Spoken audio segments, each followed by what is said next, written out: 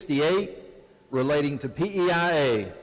Ladies and gentlemen, this bill, let's first have the bill explained. Are there objections to having the bill explained in lieu of having it read? Okay, there are no objections. Chair recognizes the gentleman at 26, Decker Rohrbach, to explain the bill. Thank you, Mr. Speaker, and good morning, ladies and gentlemen. I ask a bit of indulgence because this is a long and complicated bill. We're going to start with the abstract, and then I will go into some numbers. The purpose of this bill would be to revise provisions of the West Virginia Public Employees Insurance Act. We have a number of provisions in this bill, so bear with me. The current statute before us would amend and add new language requiring that all members of the PEIA Finance Board shall have fiduciary responsibility to protect the plan assets for the benefit of plan participants and shall complete fiduciary responsibility and timely complete any conflict of interest forms required to serve as a fiduciary.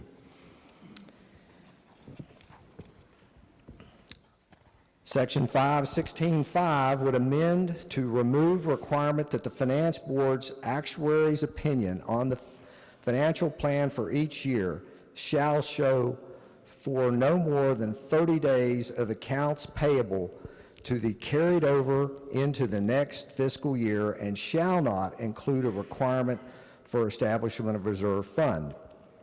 It goes on to say the minimum level of reimbursement at 110% of the Medicare amounts for all providers, provided that the plan shall reimburse a West Virginia hospital that provides inpatient medical care to a beneficiary covered by the state and non-state plans at a minimum rate of 110% of Medicare diagnosis-related group rate for admission or for Medicare per diem per day rate applicable to critical access hospitals as appropriate, and provided, however, that the rates established pursuant to this subdivision may not apply to any Medicare primary retiree health plan. The section would also increase from 3 to 4 the minimum number of public hearings required by the Finance Board that they must have throughout the year in each of the state's actuarial opinions on the financial plan for the next plan year.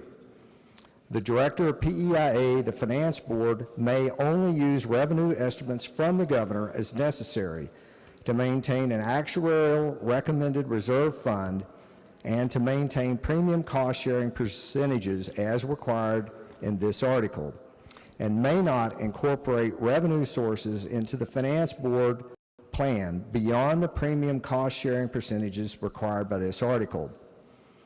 New language also would require the Finance Board's annual actuarial opinion on each year's financial plan must include but not be limited to the aggregate premium cost-sharing percentages between employers and employees, including the amounts of any subsidization of retired employee benefits at a level of 80% for the employer and 20% for the employees. Section 16-7 would amend and remove limitations on benefits for certain services provided for autism spectrum disorder in those 18 months to 18 years.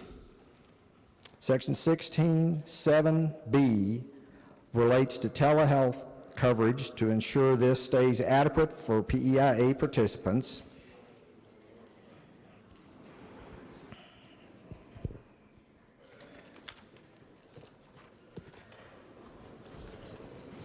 Section 16-9 would amend to clarify that the PEIA Director has exclusive authority to execute any contract necessary to carry out the provisions of the Act.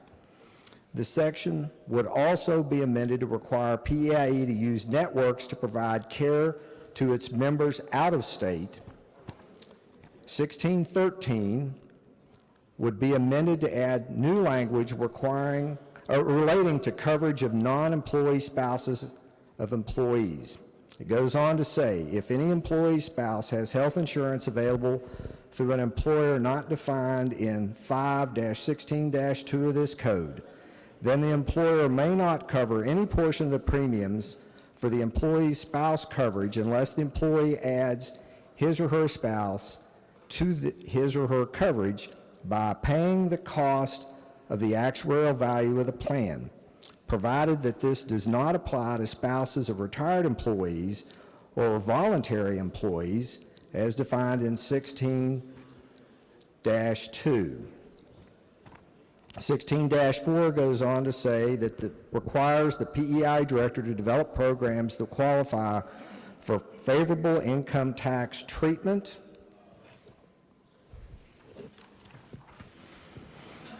(1626) requires quarterly reports to the Joint Committee on Government Finance. 16-30 shall return to a level of 80% for the employer and 20% for the employee during the fiscal year of 2024. 16-31 is new language and would provide that PEIA shall conduct an independent actuarial study of the financial solvency of the plan.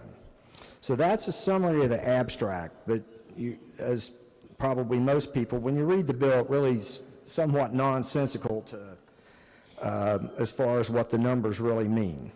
So that being said, I'd like to go into the numbers and tell you from the numbers side, what does Senate Bill 268 propose to do?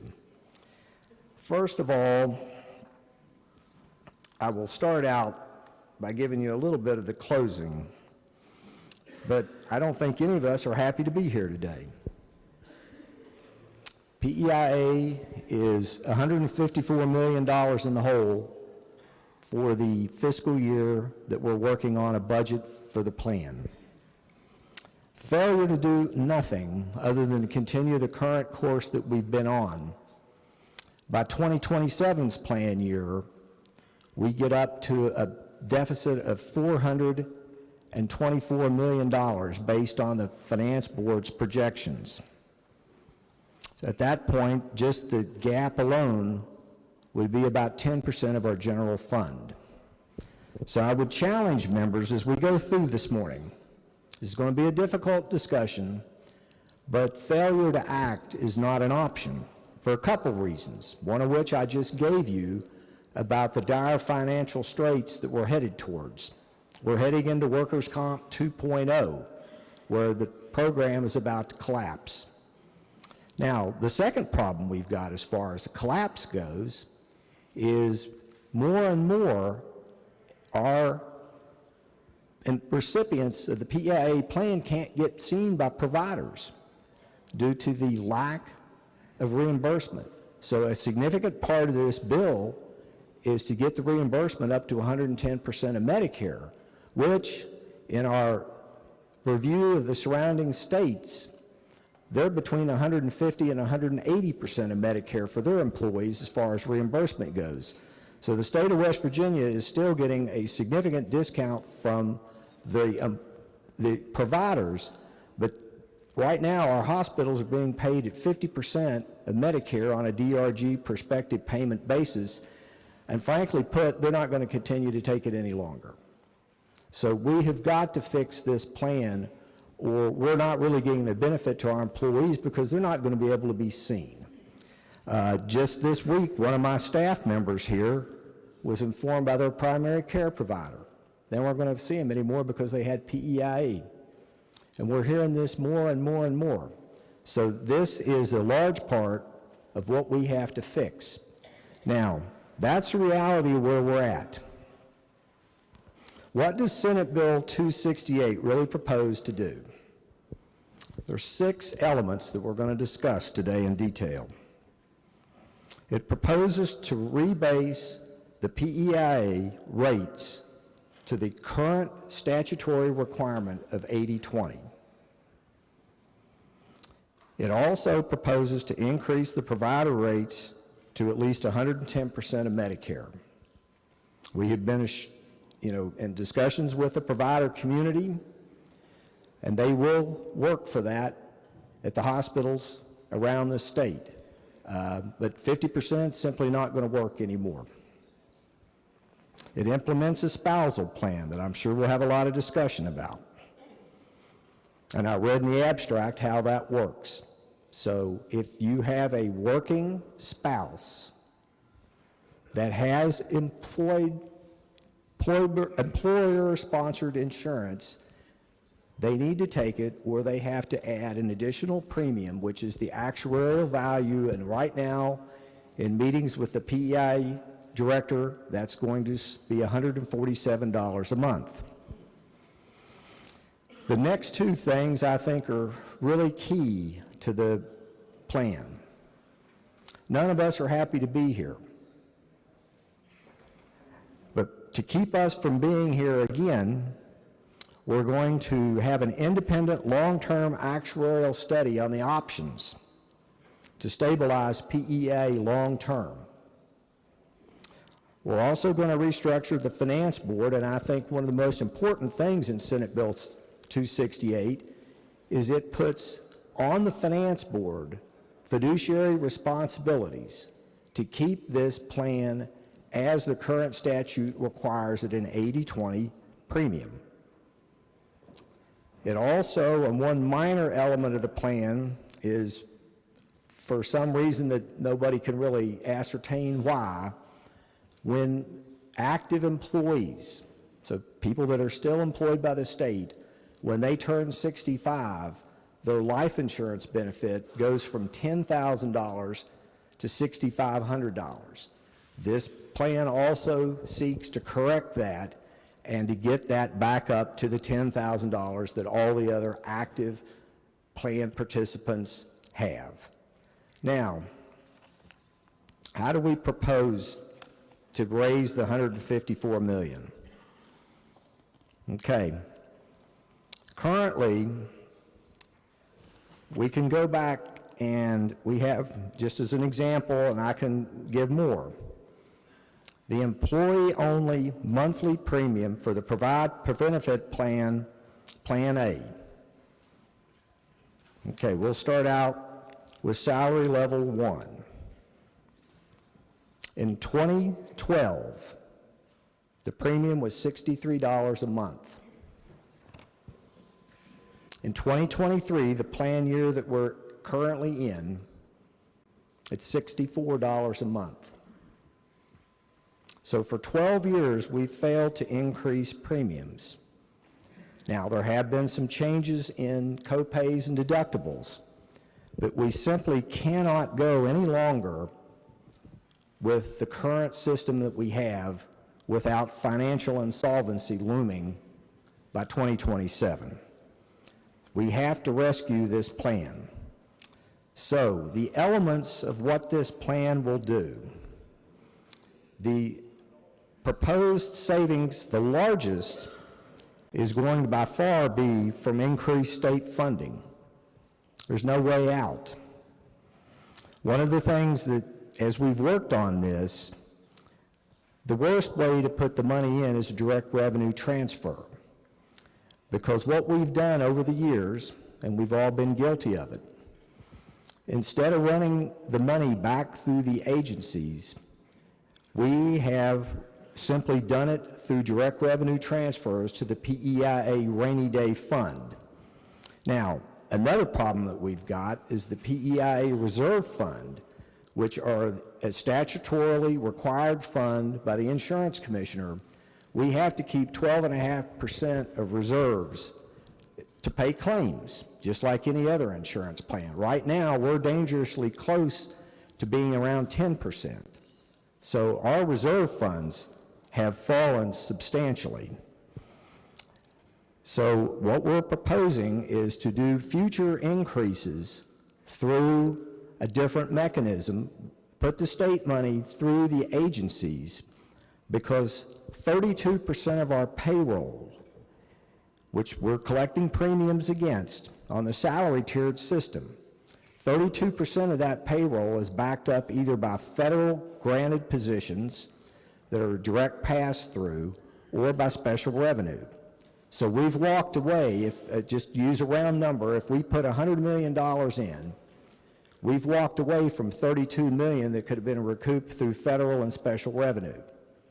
So, because we can't do the 80-20 plan. So we've operated in a way that's cost the taxpayers a significant amount of lost revenue. So that is the largest part of this plan.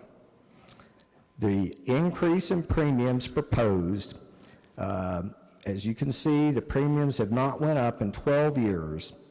The premium increase that PEIA is proposing to get our plan back to solvency is 24.7%. Now, that will result in about $29 million in new revenue out of the 154 that we're going to have to come up with. The projected savings from the spousal plan are $21 million. The provider increase, so to get our hospitals back up to 110%, also to get our EMS, durable medical equipment. I know we've had a lot of problems. Durable medical equipment companies won't deliver oxygen anymore to our people on PEIA. At 50%, they just can't do it. So the cost of that is $49.5 million. The cost of the life insurance change to get fairness for our retirees that are over or for our active employees that are over 65 is $250,000. So that was all those together, the largest part of which is by doing the funding in a different way, results in a net savings of $76.9 million to the general fund. The money is still coming. PEI is going to be whole, except we're doing it in a different mechanism that's more sustainable and doesn't walk away from the revenues that we're losing out on currently. Now, in the past, we've made taxpayer bailouts that have been the directed funds. And 2017, that was $10 million. 2018, $10 million. 2019 and 2020 both were $31 million. 2021 was $21 million, as was 2022. 2023 was $52 million. This year it would be $154 million if we use the current scheme that's in place. 2025 it goes up to $246 million. 2026 it's up to $327.6 million. In 2027 it's up to $422,800,000. So as you can see, what's happened over the years is we've drifted away from the 80-20 plan by the inability to raise premiums. There's a lot of blame to go around for what's happened in the last 12 years. But if we do nothing by 2027, we're at 88.3 and 11.7%. Now, the monies that will be put in aggregate under Senate Bill 268, by the end of the 2027 plan year, the employees will have an increased premium in aggregate of $84.4 million. The state's plan, state's part will go up $329 million. So, and I remind you, under an 80-20 plan, for every dollar that the employees put in premium, this legislature has to budget for $4 additional dollars. That's an 80-20 cost shift. So under the plan that's in place now, our additional cost in aggregate by the end of 2027 plan year would be $1,150 million. Under the proposals of Senate Bill 268, we're able to bend that curve for an additional aggregate cost of $600.5 million. So there's still going to be, from this legislature, a requirement for very significant funding going forward. But I would argue to you that if we don't bend that cost curve, that we simply have a plan that is going to not be viable. So with that said, I think I've explained the bill, and Mr. Speaker, I'll stand for any questions. In light of the explanation just having been given, this bill was advanced to third reading with the general right to amend. The chair will ask the clerk to please report the first of the amendments. The Committee on Finance moves to amend the bill. Are On there pa- objections to having this amendment explained in lieu of having it read? No objections are heard. Gentleman from the 26th to explain this amendment.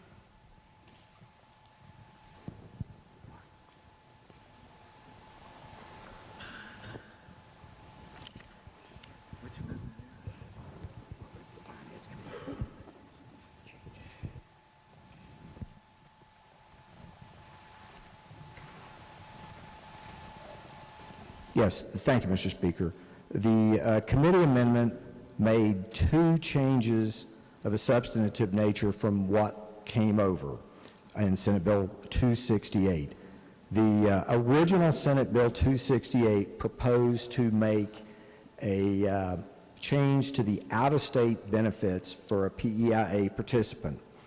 Senate Bill 268 proposed to move it to a 70-30 plan, whereas the way it functions currently is in a contiguous county to the borders of the state of West Virginia, they get the same benefit of 80-20, and essentially the Senate, or the House Finance Committee amendment goes back to that plan that's in place now. So in essence, there's no change to the current plan.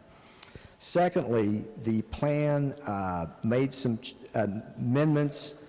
The Senate plan proposed to take people that leave state employment and have 20 years of service or more are currently eligible to buy into PEIA, even though they're not eligible for the retirement till they're age 55. They can purchase a plan. Now, they have to pay the full cost of the plan. There's no state subsidy. And Director Hott explained in committee testimony that there are very few, if any, people currently availing themselves of that plan. But the House amendment proposes to keep that in current statute. So a retiree with 20 years that's not eligible for retirement because they're not 55, they could keep PEIA, but they have to pay the whole premium just as required by current code. Those were the two changes in the House amendment, and I urge adoption. The question is on the adoption of the amendment just explained. Is there debate on this amendment? If not, those in favor of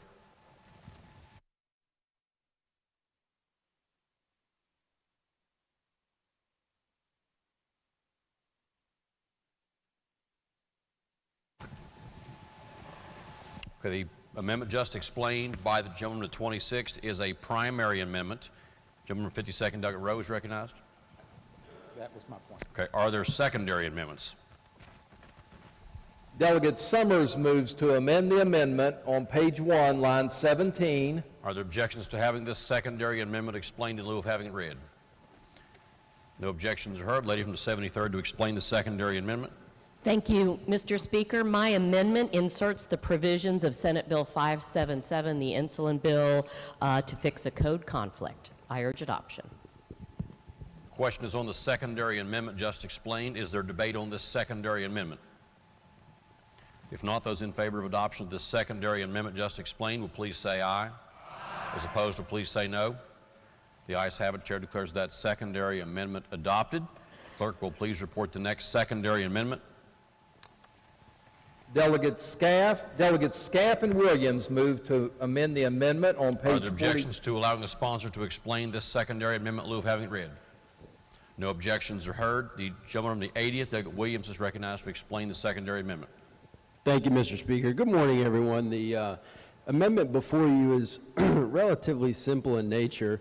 It is designed to address the spousal provision, which we've heard about and talked about, and I'm sure you've gotten emails about. The amendment is designed to make sure that the coverage that a spouse has from their employer is relatively decent coverage, okay? So that we are not making someone pay an additional premium to be on PEIA simply because they didn't want to have poor coverage that's offered through their employer. And so the standard that's used to define that is 70% of the total cost of medical services for a standard population. And this is health insurance industry jargon. This is the correct terminology that we would go to explain what an adequate plan is. PEIA, for instance, that figure of 70% is 80%. And so I thought it wise, as did my co-sponsor, to make it some type of compromise so that, sure, you don't need to offer the Cadillac of insurance like PEIA is, but it's got to be something. It's got to be something better. And so that's how we came up with that 70% figure. I would ask for passage. Thank you. The question now is on the amendment just explained. Is there debate on the amendment? Gentleman, 26, Doug Rohrbach. Thank you, Mr. Speaker. I'm going to rise to ask rejection of this for two reasons. Number one, that under the current ERISA laws and Affordable Care Act laws, that employers have to provide insurance as required under federal laws and meet minimum benefit standards. So I believe this is really already covered under current insurance law, that they have to have adequate coverage. Also, if we eliminate the spousal benefit plan, that's going to leave, over the next 4 years, an extra $16.8 million in premiums that will have to be absorbed by the active participants that are non-spousal. So for that reason, I would urge rejection of the gentleman's amendment. Question is still on the secondary amendment. Gentleman from the 52nd row is recognized. Thank you. If the gentleman would answer a question. I'll certainly try to. Thank you, sir. It's true that the spousal exemption, as it's written in the bill, doesn't approach the issue of whether the policy that's offered by the employer is in any way comparable to the PEIA coverage that's being denied to the spouse. Is that correct? The bill doesn't speak to that. The gentleman is correct. Okay, so if the employer offers a plan that has a $5,000 or $10,000 deductible, that would count against the spouse and force the spouse to stay on PEIA by paying $147 extra a month, correct? That is what we have before us in Senate Bill 268. Thank you, sir. Question again is still on the secondary amendment. Is there debate on the secondary amendment? Gentleman from the 14th, Doug Foggins, recognized. Thank you, Mr. Speaker. Maybe this is a point of clarification. Should I ask for a Rule 49 now if I'm on PEIA and have a spouse that works? Let's just take that question right now.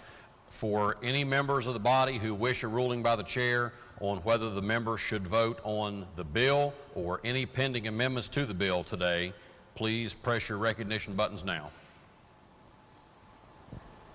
We what?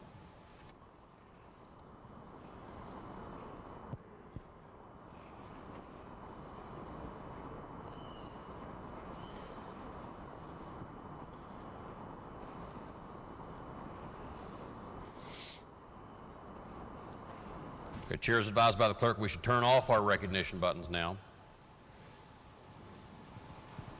If you wish a ruling by the chair under Rule 49 as to whether you should vote on the bill or any pending amendments to the bill today, please press one of your voting buttons now.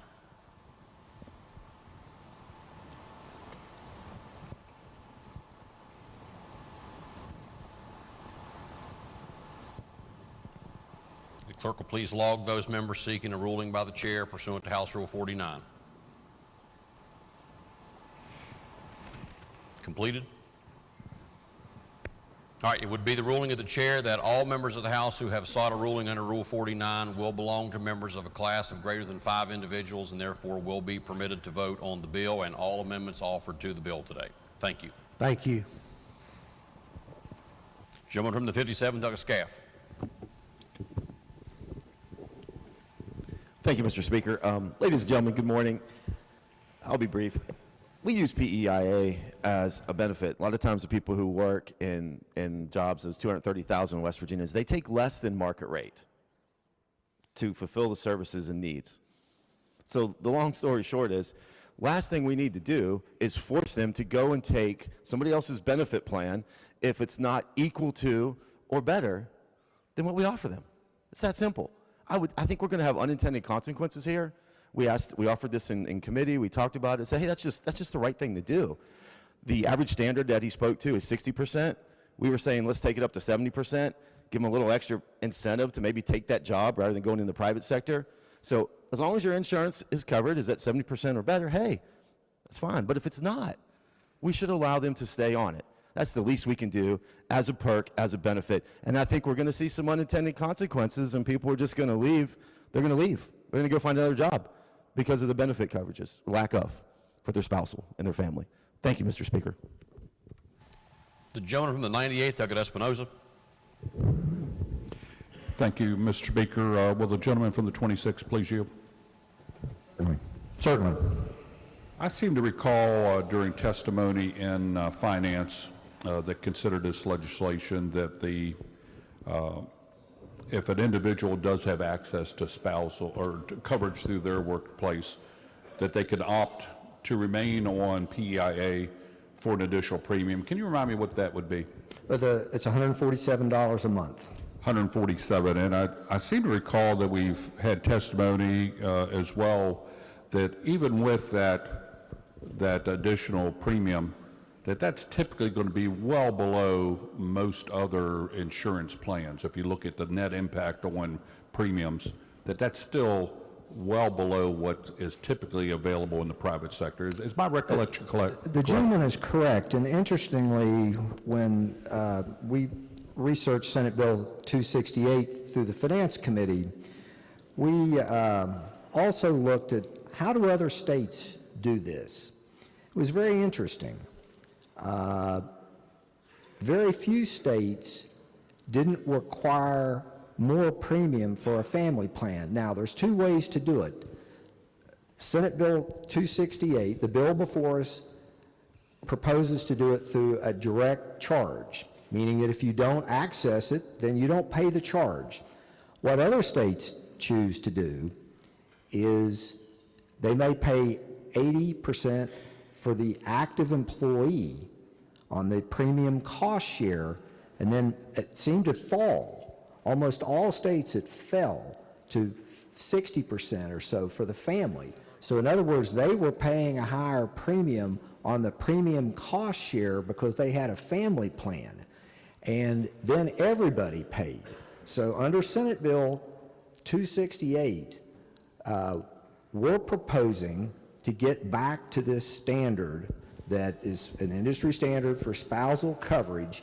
However, have it an option, whereas other states' plans, when we did the research, most states just charge an additional premium to everyone, and that didn't really seem fair to the people that didn't need it. So if you have a non-working spouse, or if you have a spouse that works someplace that doesn't have coverage, you're not affected at all, whereas other states tended to charge an extra premium to everyone, irregardless of your circumstances. So this seems to be a fairer way to implement that. So in effect, if we adopt the amendment before us, that's going to shift cost from the individual who has access to another plan to all the other insureds under the plan. Is that the gentleman's correct. Another question that I had was as far as the level of coverage. The employee still has the option of assessing what really makes sense for them, whether to remain on the PEIA plan or to take advantage of the other plans. The gentleman's quite correct there, and that is, an individual decision based on what people's circumstances are with their various plans. We just thought, when we evaluated Senate Bill 268, that this is a better plan than just charging a differential premium, say 80-20 for the employee, and then if you have a family plan, maybe it's 60-40. We thought allowing people the option, and frankly, a lot of people won't need to ever consider this. rather than just charging everybody an additional premium as other states do. Now, if an individual does have insurance available through their employer and opts out of the PEIA plan, what impact would that have on the premiums that they're currently paying under PEIA? I would assume that those would go down, would they The not? gentleman's correct, because this is not static.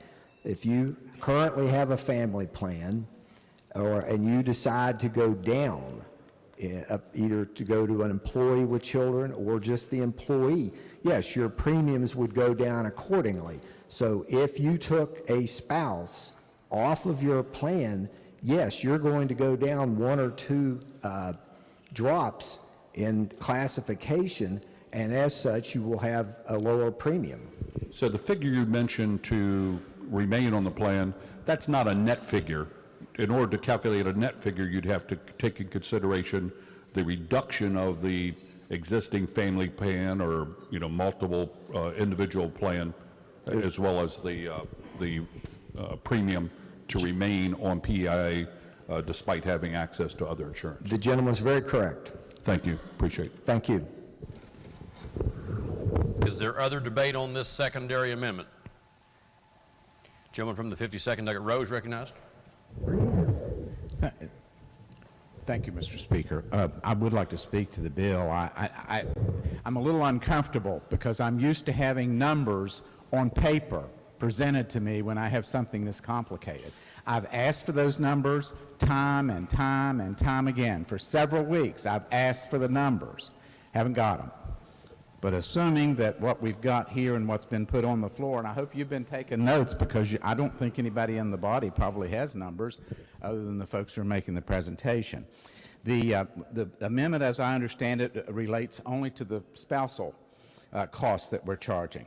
Apparently, employees have been paying, I don't know if I got the number right, $60-some a month. We're going to add to that $200 for any spouse that wants to stay on PEIA. And you say, no, wait, how does it get to be $200? What are you talking about? It's $198 under the estimates that they have. It's going to be about a $51 increase. Don't have the numbers, but $51 increase just to cover the cost of PEIA as proposed. The spouse who wants to stay on the plan, which can be clearly superior, as you heard, there's no question that there's no cost comparison if the employer has anything that looks like a health insurance plan, $10,000 deductible, $5,000, whatever. They're denied PEIA coverage, and it costs them how much? $147 a month. So if you add the increase that we're talking about of $61 or $51, I'm not sure which, plus the amount that is going to be needed of $147 a month to cover it, that's $1,200 a year that current employees who've enjoyed the spousal exemption, who've been recruited to work and to stay with us as employees, they're going to lose that. It's going to cost them an extra $1,200 a year. I think I said that wrong. See, my numbers are bad. It's $2,400, isn't it? If it's $200 a month times 12, $2,400. I mean, that is so disruptive to families and to employees that it says to me that we need a plan that steps in these kinds of high, incredible increases that people cannot afford. And you say, well, what have we been doing so far, Larry? We've been keeping the premiums down by having major contributions to, I think we call it the rainy day fund for PEIA. I recollect, and maybe I'm wrong, that the governor said in the State of the State that he proposed to have $100 million put into the rainy day fund for PEIA. You say, well, what does that do? Well, it allows us to step in any increases we want to do so that it's not disruptive to families. Very important.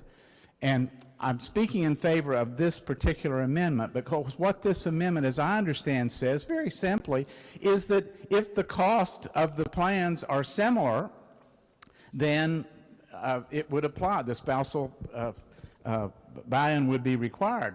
But if they're not, if they're a $10,000 deductible plan, then the spouse doesn't have to pay the $147 a month. That's why this amendment is very, very important, to keep families from having this kind of incredible extra cost. And you say, now, what numbers did you use, Larry? I'm doing the best I can on numbers. $147 a month for a spouse to buy back into the PEIA plan. And why would they do that? They do that because they get better coverage.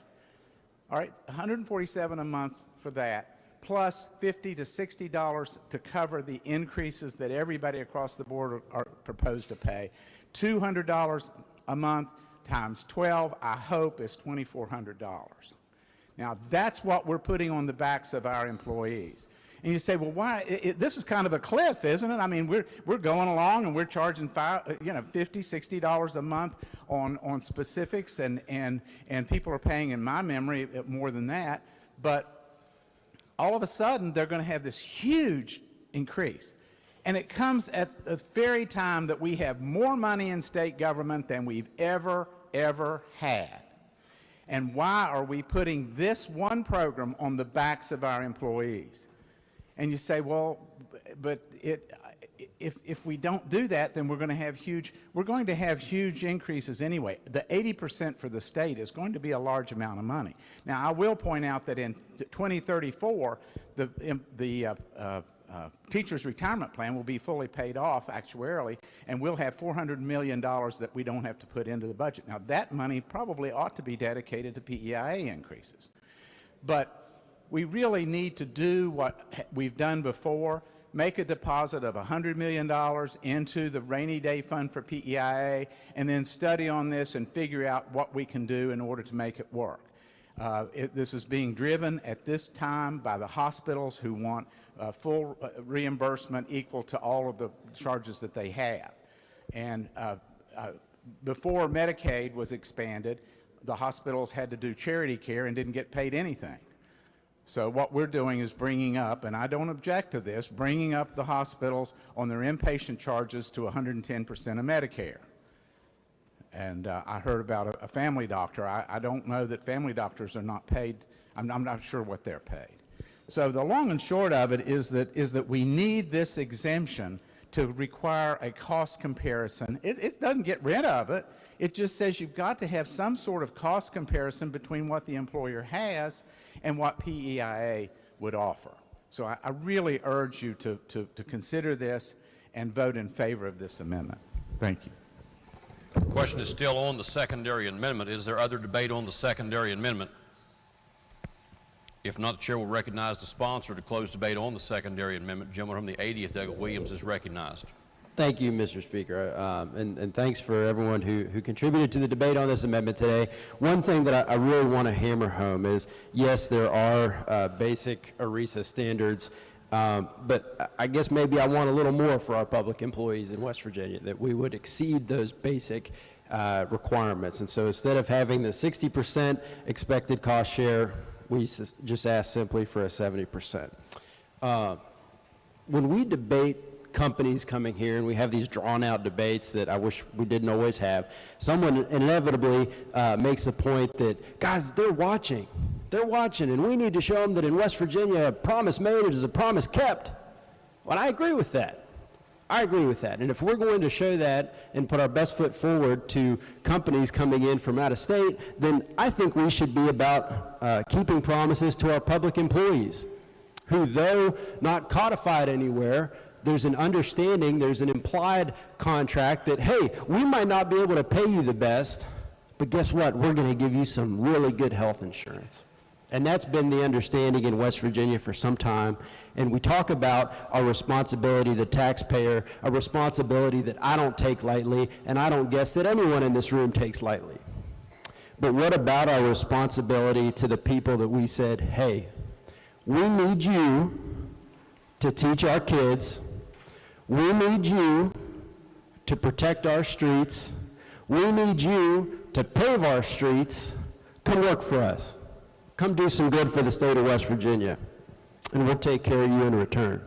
What about our responsibility to them? And there is another way. There's absolutely another way. We just had a revenue estimate come up from downstairs the other day for $800 million. That's a heck of a couch cushion. That's incredible. And my only submission to you is to say that instead of putting this on the backs of working people, let's find some money somewhere, because we have it apparently.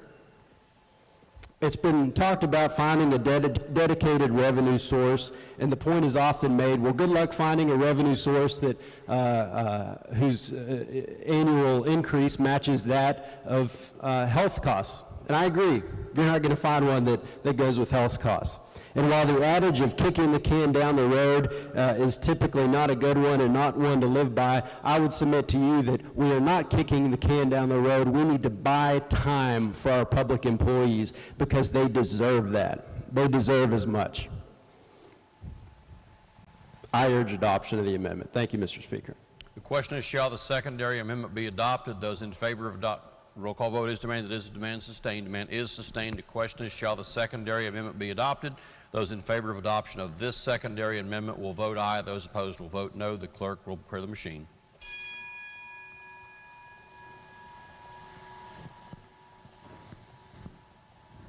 Okay, has every member voted? If so, the clerk will close the machine and ascertain the result. On that question, there are 21 ayes, 72 nays, 7 members absent, less than a majority in the affirmative. The chair declares that amendment lost. The clerk will please report the next secondary amendment. Delegates D. Pritt, Scaff, and others move to amend the For amendment. what purpose does the gentleman from the 90th Miller seek recognition? My vote didn't register. On the last secondary amendment? Yes. How would the gentleman wish to be recorded? No. Gentleman from the 90th will please have his vote recorded as voting in the negative on the last secondary amendment. For what purpose does the gentleman from the 61st seek recognition? Mr. Speaker, my vote didn't register either. How does the gentleman wish to be recorded? No. Gentleman from the clerk's office will please record the gentleman from the 61st, Dr. Jeffries, as having voted in the negative. Okay, clerk will please again report the next secondary amendment. Delegates D. Pritt, Scaff, and others move to amend the amendment. On pages 45 and 46, Section 13. Are there objections to allowing the sponsor to explain the amendment in lieu of having it read? No objections are heard. The gentleman from the 50th, Douglas Pritt, is recognized to explain the secondary amendment. Thank you, Mr. Speaker. Good morning, everyone. And so, unlike the previous secondary amendment that just sought to modify this language, my amendment seeks to strike it all together and reinsert the original language. All right, so we made promises to these people. They don't often get a pay raise that even equals the rate of inflation in their pockets. And one of the most inviting things about working for the state of West Virginia is our insurance coverage for you and your family. And one of the things I don't think people in this body are stopping to consider is if a spouse has the option of coverage and we pass this part of this bill, how many people in PEIA are just going to jettison PEIA and go with their spouse's coverage? That's going to make our solvency problem worse. And so we need to find another way, not on the backs of families and the benefits that we've promised them, their spouses, their children. I urge adoption. Thank you. The question is on the secondary amendment just explained. Is there debate on the secondary amendment? Gentleman from the 26th, Douglas Rohrbach, recognized. Thank you, Mr. Speaker. I respectfully rise to reject the gentleman's amendment. We did look at this, and as I said, to rebase the plan now, as Senate Bill 268 is presented to us as amended, it's 24.7% increase. If we didn't have the spousal provision, then everyone's raise would go up to 28.2%. Substantial money. So we felt it best to stay with the provisions of Senate Bill 268 and keep the premiums as low as possible for everyone. Thank you, Mr. Speaker. The question is still on the secondary amendment. Is there debate on the secondary amendment? If not, Chair will recognize the sponsor for closing. Yeah, thank you, Mr. Speaker. So it's like I stated earlier. All my amendment does is reinsert the original language into the bill that guarantees spousal coverage for state employees. I mean, if you're okay with lighting your name up red on this board to show the state employees of this state that you're all right with kicking their spouse off their insurance plan, go ahead and push the red button. I ask for the yeas and nays. Thank you. Debate on the secondary amendment's been closed. Question now before the House is, shall the secondary amendment be adopted? Roll call vote is demanded. Is demand sustained? Demand is sustained. The question again is, shall the secondary amendment be adopted? Clerk will prepare the machine.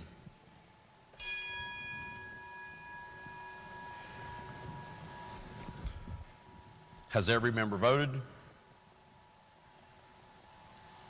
If so, the clerk will close the machine and ascertain the result. On this question, there are 20 ayes, 75 nays, 5 members absent, less than a majority in the affirmative. The chair declares that amendment lost. The clerk will please report the next secondary amendment. Delegates Hanson, Scaff, and others move to amend the amendment on page 17. Are there objections to allowing the sponsor to explain the amendment in lieu of having it read?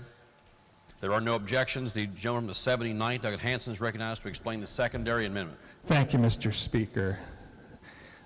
In the explanation on this bill a few minutes ago, the delegate from the 26th clarified that there will be a 25% immediate increase in premiums. This amendment is related to that. My amendment and my colleague's amendment limits the increase to 10% per year.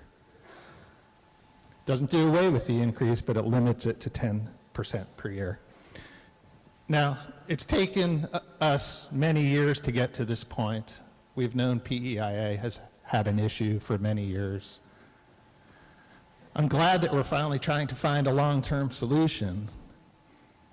And I think if you ask the people in the gallery or public employees or teachers or janitors, everybody who works for the state, whether they need to play a role and pay a little bit more and do their part so that PEIA can be solvent, I think they would say yes.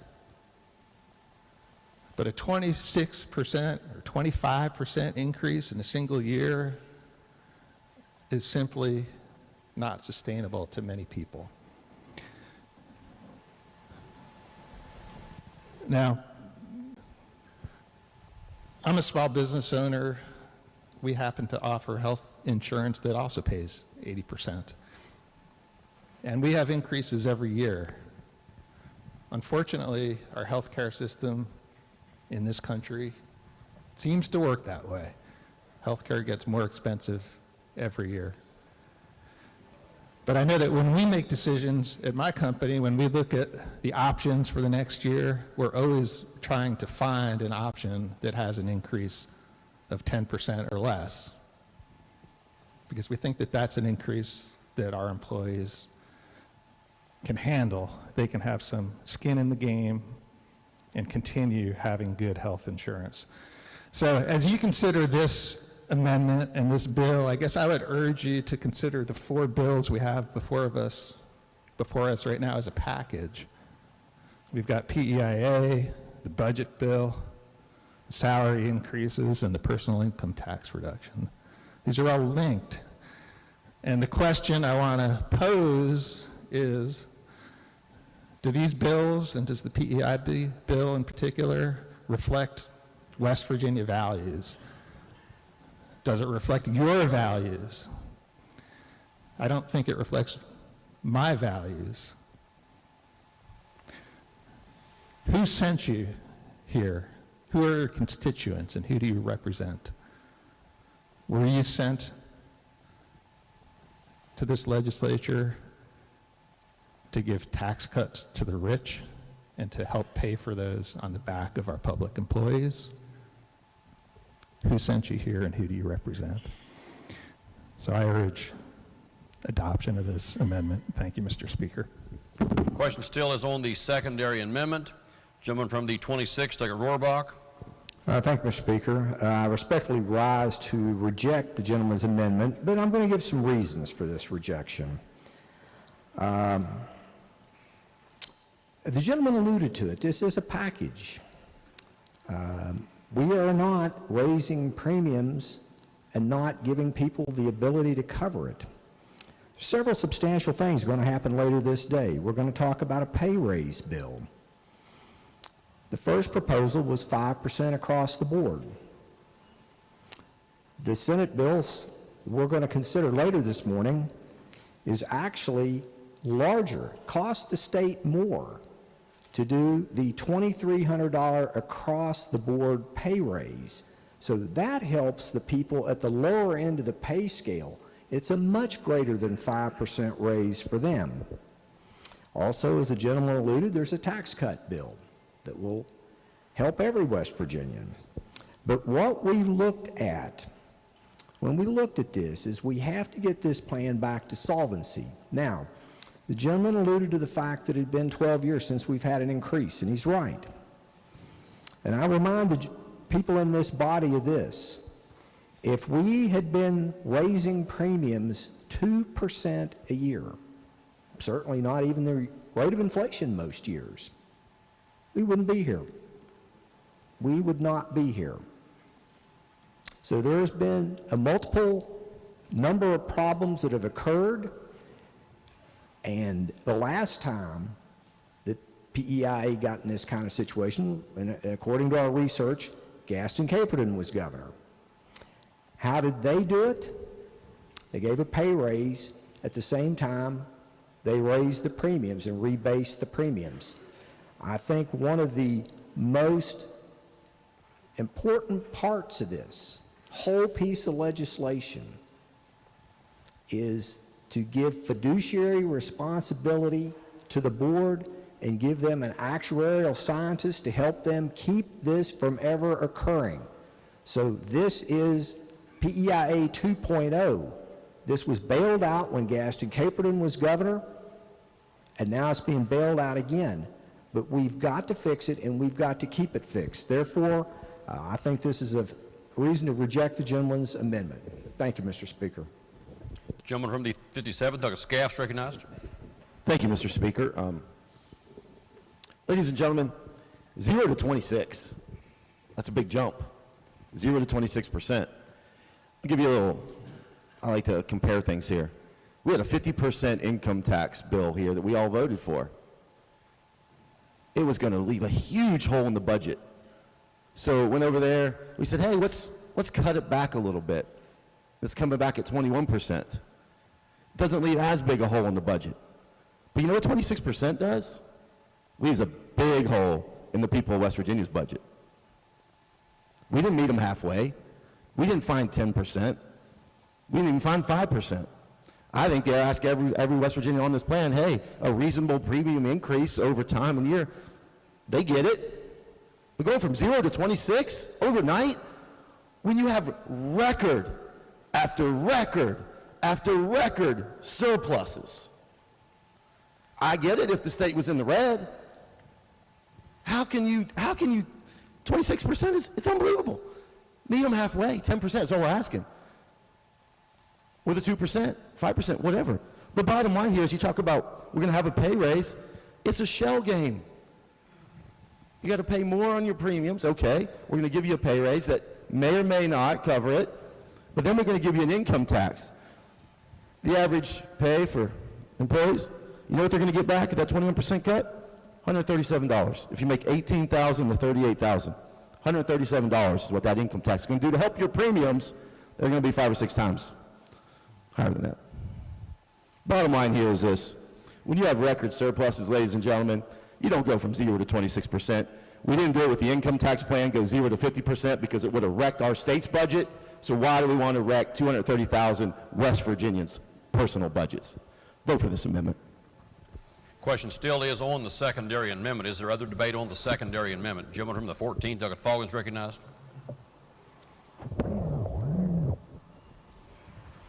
Thank you, Mr. Speaker. I'd like to speak to the amendment. Yes, gentleman's recognized. I got an email yesterday from the governor's office, $1 billion surplus, and I heard last night that it cost us $30 million a year for the last 3 years to fund PEIA. Seems like we didn't pay our insurance bill. Thank you.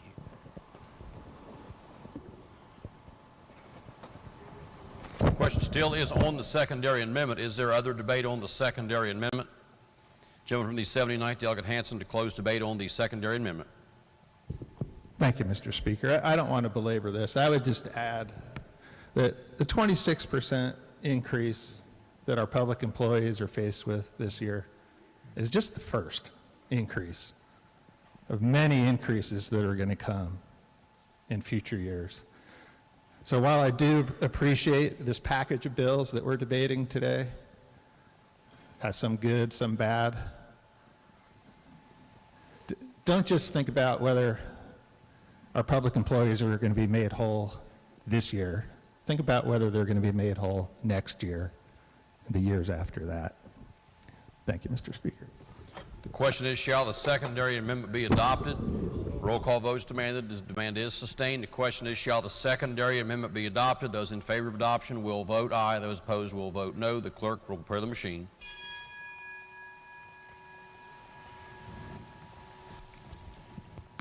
Has every member voted? If so, the clerk will close the machine and ascertain the result on that question. There are 24 ayes, 72 nays, 4 members absent, less than a majority in the affirmative. The chair declares the secondary amendment lost. The clerk will please report the next secondary amendment. Delegate Dean moves to amend the amendment.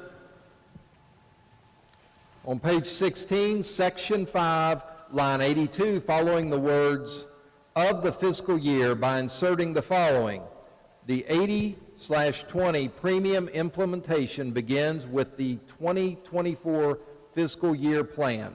Question is on the secondary amendment just read by the clerk. Sponsor is recognized. Gentleman from 34th, Delegate Dean. Thank you, thank you, Mr. Speaker. Everybody that stands up says it's a simple amendment. This one really is. It delays all the process by a year to give people a chance to budget for it. Thank you. Question still is now on the secondary amendment. Is there debate on the secondary amendment? Gentleman from the 26th, Delegate Rohrbach, recognized. Thank you, Mr. Speaker. First of all, I'm not going to urge rejection because I will remind the gentleman that the plan year that we're talking about, that will start the 1st of July, is the 2024 plan year. So I'm not sure the effect of this amendment. My understanding was that the plan year runs a year behind. No, it's just the same as our budget. We're working on the 2024 budget, and we're working on the 2024 plan year. Ask unanimous consent to reform my amendment. Are there objections? If there are no objections, the gentleman is recognized to present a reformation. Change it to fiscal year 25, please. Okay, clerk will please note the gentleman's reformation.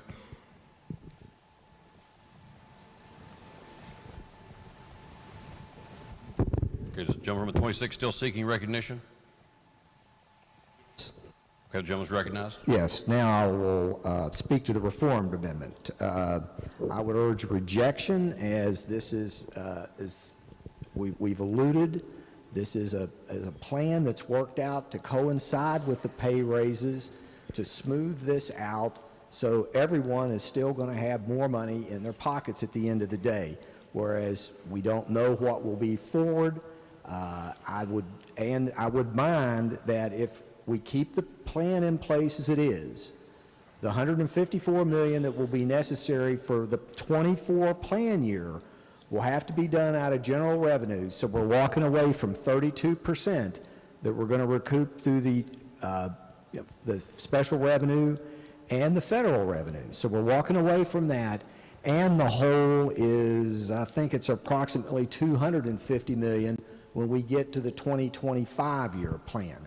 So we're just digging a deeper hole, and to quote one of my colleagues that's already mentioned this morning, we're just kicking the can down the road. So I would urge rejection of the gentleman's amendment.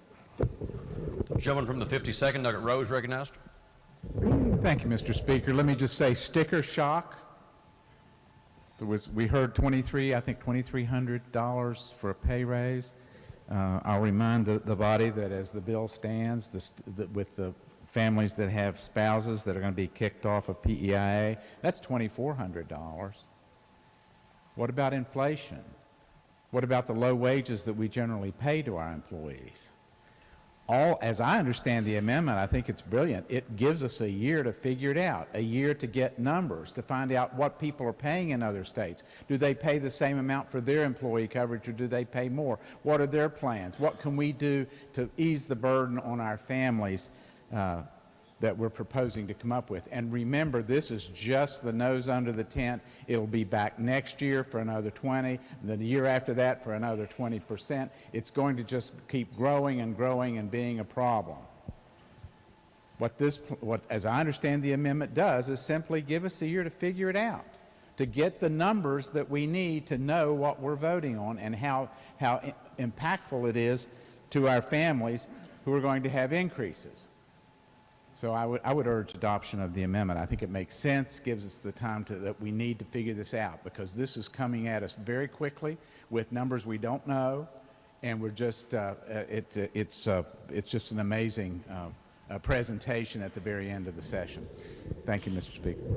Gentleman from the 14th, Douglas Foggins, recognized. Thank you, Mr. Speaker. Would the gentleman from the 52nd yield to a question? Yes, sir. Would you agree that there's a $2,300 proposal to increase someone's pay?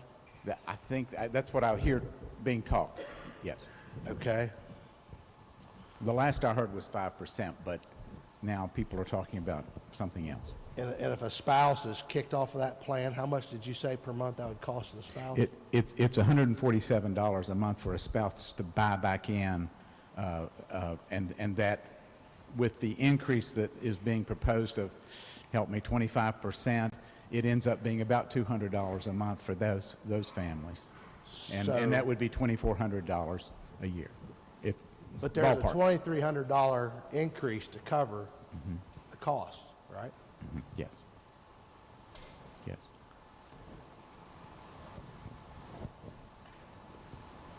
It covers the cost, but it doesn't cover the inflation. It doesn't cover the fact that we're underpaying employees. It doesn't cover any of those things. It just says, oh, here, you'll get a pay increase, and it'll all be eaten up by your PEIA bill. So the pay increase really is pretend to someone who has a spouse. Well, I heard the words used before. Yes, sir. I heard the words used before. It's a shell game. It's like, here's a pay raise. Oh, but we're going to take it back. I don't know a lot about finance down here, and I'm going to assume that you know more about finance than I do down here. Could we not just pay the insurance bill for somebody on PEIA and not give them a raise, and it'd be a wash, and we wouldn't be standing here talking about it right now? Well, that's the effect, certainly for all the people who have spouses that have to buy back into the plan. Yes. I mean, that's what we're doing, is we're giving and then taking it all back. Thank you for I relied on your experience. I appreciate that. Thank you, sir. Question is still on the secondary amendment. Is there other debate on the secondary amendment? Lady from the 81st, like Walker's recognized. Thank you, Mr. Speaker. No intentions on speaking. But I cannot digest that we're going to count somebody else's pennies and not our priorities in this house. They're going to have extra money. We don't even pay a livable wage. Extra how? Nothing from nothing leaves nothing. State employees. Every time we lose one, a state trooper, we give up and give a moment of silence. But we're not going to give their spouses an ounce of insurance. We can care less about the families. West Virginia, a place to live, unless I want you to live a certain way. A place to work, no respect if you're a state public employee, and raise a family on some bum insurance from your spouse. I could not sit here any longer. I don't know if we think that our state employees don't have a loved one who's fighting cancer or them themselves. Now, maybe you don't care about the endorsements you received, but I know who helped me knock those doors. I know who I call when they're filling a pothole. I know I can call state police when I see someone speeding in a work zone, because I'm tired of taking a moment of silence. And if you sit in this body today and not utter a word or give a sigh, as only some of them are sitting in the galleries. Shame on us all. If you cannot look in the faces of these people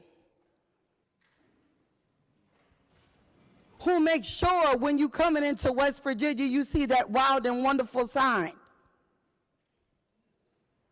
When you go to Building 6, when you go to the Cultural Center, when you walk by any bear in any of these marble hallways, but you're going to count their pennies in their pocket. Well, you know what? I talk to them, and I sit in their classrooms, and what they have in their pocket is cotton balls. What they have is an EBT card, and they're working people. They're not lazy.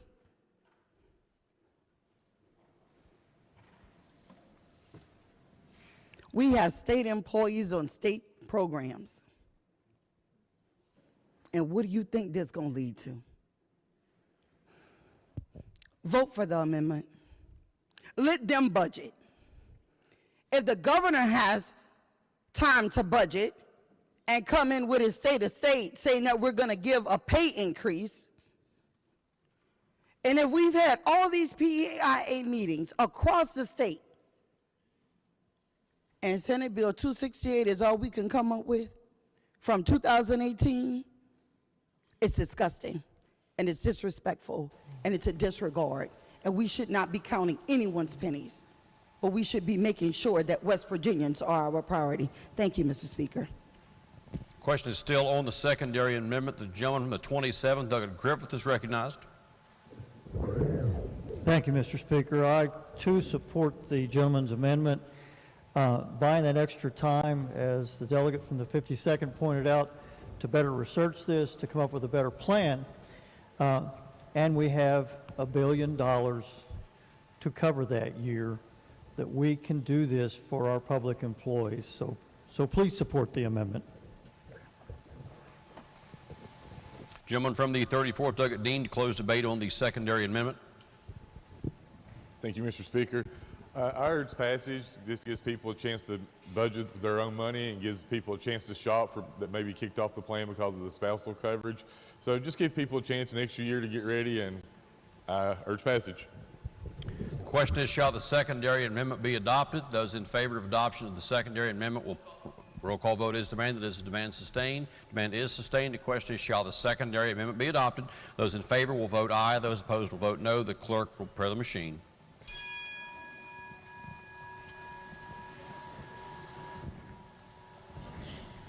Has every member voted? If so, the clerk will close the machine and ascertain the result. On that question, there are 26 ayes, 68 nays, 6 members absent, less than a majority in the affirmative. The chair declares that secondary amendment lost. The clerk will please report the next secondary amendment. Delegates Steele and Burkhammer move to amend the amendment on page 24, line 163, by striking additional immunizations may be required by the Commissioner of the Bureau for Public Health for public health purposes. The question is on the secondary amendment just read by the clerk. Chair recognizes the sponsor, gentleman in the 42nd, to explain the amendment.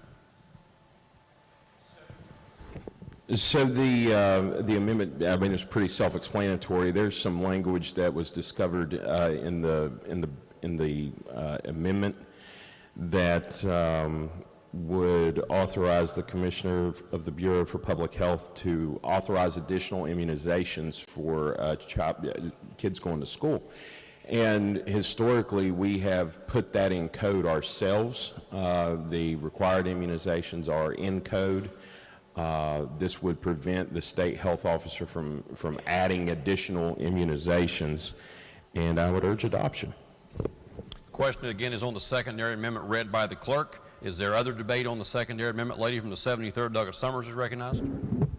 Thank you, Mr. Speaker. This amendment and taking this language out of here isn't going to hurt the bill at all. That is addressed in Chapter 16, and this was put into the insurance section, so I don't think it does any harm to the bill. Question still on the secondary amendment. Is there debate on the secondary amendment? Gentleman from the 26th, Douglas Rohrbach. I agree with the health chair. This doesn't hurt the bill at all, and does make some clarifications about who can require immunizations. So I urge adoption of the gentleman's amendment. Other debate on the secondary amendment?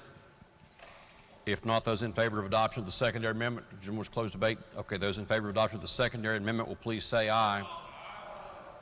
Roll call votes demanded. Is the demand sustained? Demand is sustained. The question is, shall the secondary amendment be adopted? Those in favor of adoption of the secondary amendment will vote aye. Those opposed will vote no. The clerk will prepare the machine.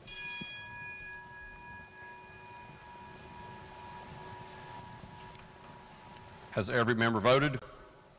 If so, the clerk will close the machine and ascertain the result on that question. There are 82 ayes, 11 nays, and 7 members absent. A majority of members voting in the affirmative. The chair declares the secondary amendment adopted. Are there other secondary amendments to the bill?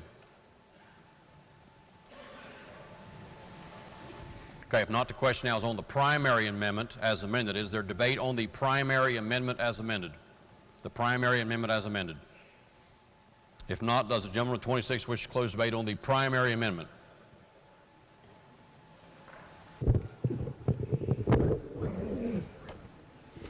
Thank you, Mr. Speaker. Before us this morning is the primary amendment. And I think none of us are happy to be here, as I previously stated. 12 years of inattention to the important benefit plan for the citizens of the state of West Virginia is unacceptable. But it happened. Workers' comp got into bad shape. Not sure how it did, but it happened. These problems have to be fixed. We have to have a plan that individuals will accept around our state that we're proud to give our employees. Right now, we're not. Senate Bill 268 as amended, I think, takes care of this. As we've went through the elements of the bill, it requires quite a bit, most of which is increased state premium money. So we're not getting out of this without paying all the way around. There's no doubt about it. So with that being said, I will clear up a few things that haven't been brought up. First of all, our retirees are not impacted. Secondly, a lot of you are getting questions about how does this bill affect your county commission, your municipality. The answer is it doesn't. There are essentially two separate PEIA plans. The active plan, which are our state employees. That's what we're here talking about today. The local plan, or the non-state participants, would include your municipalities, your local sewage wastewater treatment boards, your county commissions. They have a separate plan already, and I'm going to give you some historical perspective. Local costs, so these employees groups that we just talked about, their premiums are going up 9.7% just this year. Last year, they went up 5%. And they've had consistent raises all along because they've had to keep up, because the state's deal with them is we don't lose money and we don't subsidize it. So we've had to charge the cost of it. So those groups just alone have had almost 15% increase in the last 2 years. To think that we're able to do this with just a 24.7% increase in 12 years, frankly, the local employees would love to have had that, but they don't. But I rise today to tell you that this is a fair plan. It spreads the pain around. Pain's spread evenly. We've looked at what other states have done. We have by far, even after this, the most generous plan that any state around us has. The only one that was even comparable was the state of Virginia. Our premiums are still much lower. Our benefits are better. So I would urge, when people get ready to vote on this, that they really consider that this is needed to keep our state plan solvent. Thank you, Mr. Speaker. For what purpose is the gentleman for the 54th seek recognition? Point of inquiry, Mr. Speaker. State the inquiry. Well, the question before us is the committee amendment, correct? Gentleman's absolutely correct. Yes. Okay, so this isn't the vote on the bill. Gentleman is correct. For the millions watching at home, we're not voting on the bill. This is just the amendment that changes two things about the bill, correct? Gentleman is correct. Thank you. Debate having been closed, the question now before the House is, shall the primary amendment be adopted? Those in favor of adoption of the primary amendment will please say aye. Those opposed will please say no. Ayes appear to have it. Okay, the ayes have it. Chair declares the primary amendment adopted. Are there other primary amendments to the bill? If not, the clerk will read the bill a third time. Committee substitute for Senate Bill 268 relating to PEIA. Question now before the House is, shall the bill pass? Gentleman from the 26th for any further explanation of the bill? If not, the question before the House is, shall the bill pass? Is there debate on the bill? Gentleman from the 76th, Delegate Garcia, is recognized. Thank you, Mr. Speaker. Will the gentleman from the 26 yield for a question? Gladly. I apologize. My voice is not very pretty this morning, but neither is this bill. So here's my question. You talked earlier about 2017 to the present, certain amounts of money that the legislature has put into PEIA, and I think you referred to it as taxpayer bailouts. But my question is, those increases, 10 million, 10 million, 31, 31, 21, 21, 52, 154, were those all one-time payments? Those were made in each of those fiscal years. The gentleman's correct. Okay, so those weren't base budget increases, correct? They were one-time transfers for each of those fiscal years the gentleman just stated. Okay, so in fact, there were a couple years where the amount of money that was put in there went down as compared to the previous year. I believe there was one time when that did occur in 2021. Okay. Thank you for yielding, sir. Mr. Speaker, speak to the bill. Yes, gentleman is recognized. Okay. So I want to go back a little bit to 2016, and specifically the summer of 2016. You know, back then I had a different role, and we had one of the longest protracted budget fights in the history of the state of West Virginia. I'm looking around the room, I see a couple of people nodding their head. That was a wild time. A wild time, and back then, we didn't have any money. Back then, we didn't have a budget at the end of the regular session, and so we went into the month of June trying to find how to get to a balanced budget. We were debating a tobacco tax that year, but more importantly, we were making sure this legislature had it as a priority to take care of people and to stabilize PEIA and make sure premiums were not going to increase that year.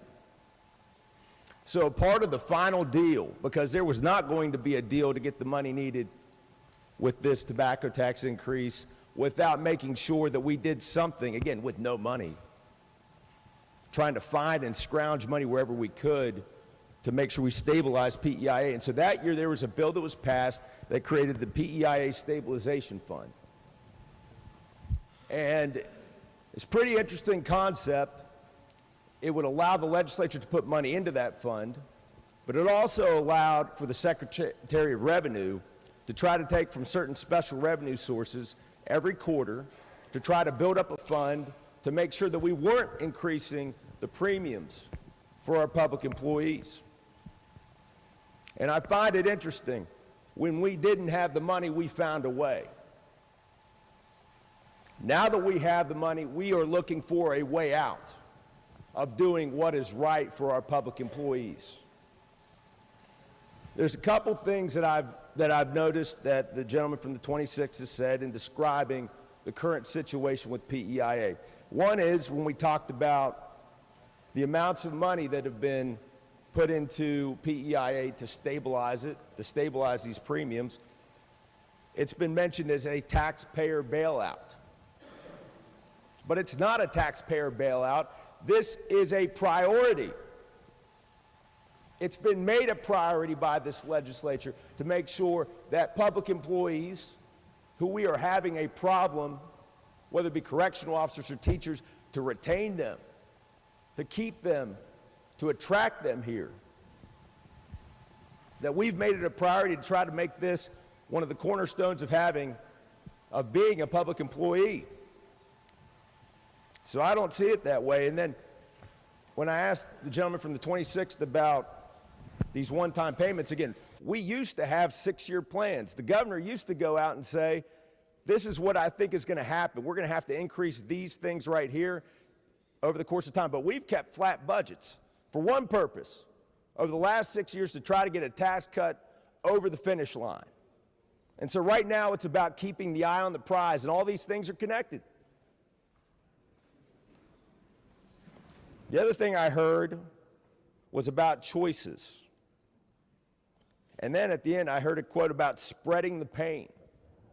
When we have $2 billion in surplus, when we have money to fix about whatever issue we can, we're going to spread the pain.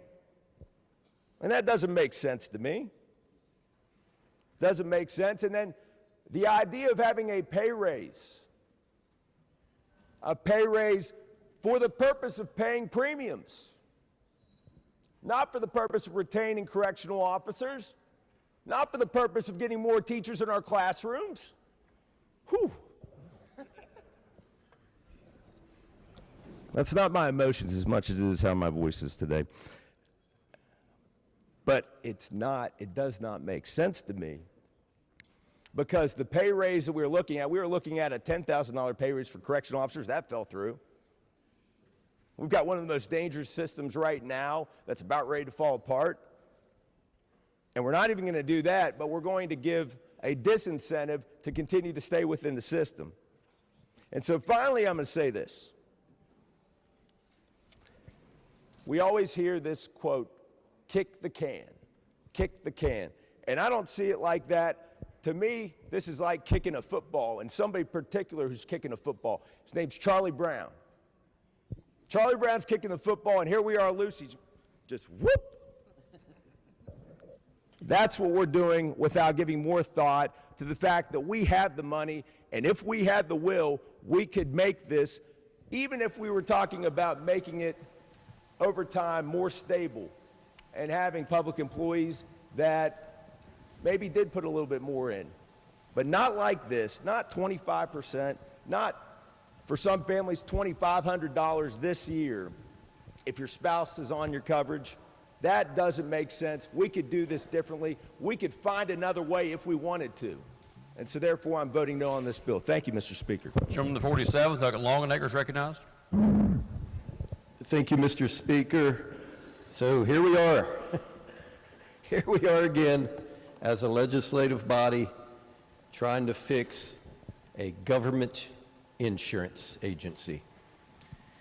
Now, we already know where this is going to go. The whip count's has already been taken, and we know what's going to happen, or this bill would not be before us on this floor right now. But why are we here?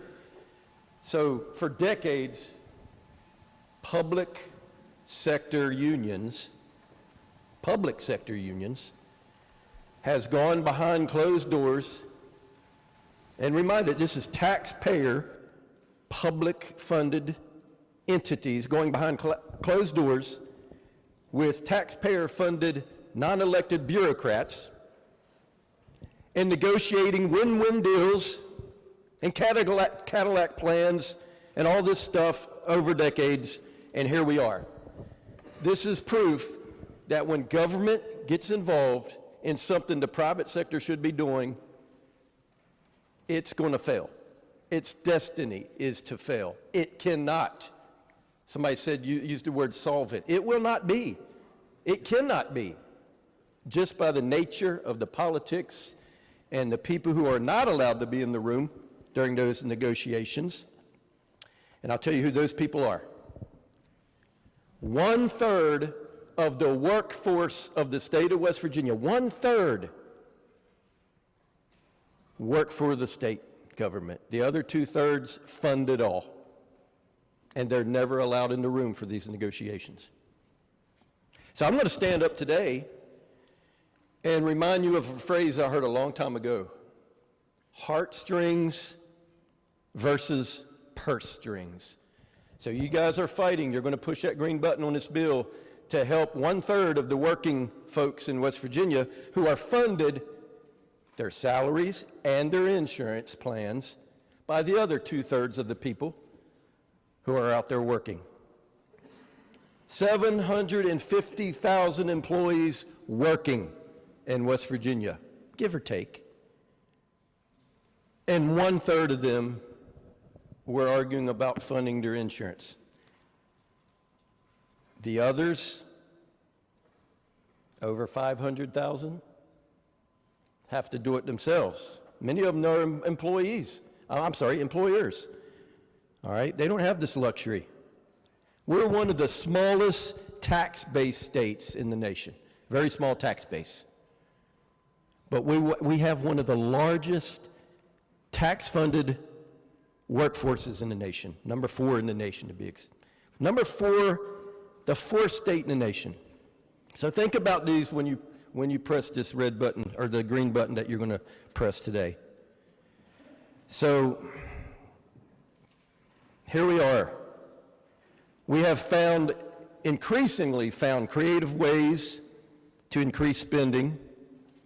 We've increased the number of state boards, the number of commissions, new lines of funding, new pots, new funding streams that we're going to have to be asked to fund every couple of years, many for non-critical and non-essential initiatives, like free taxpayer-funded grants to private industries and private corporations.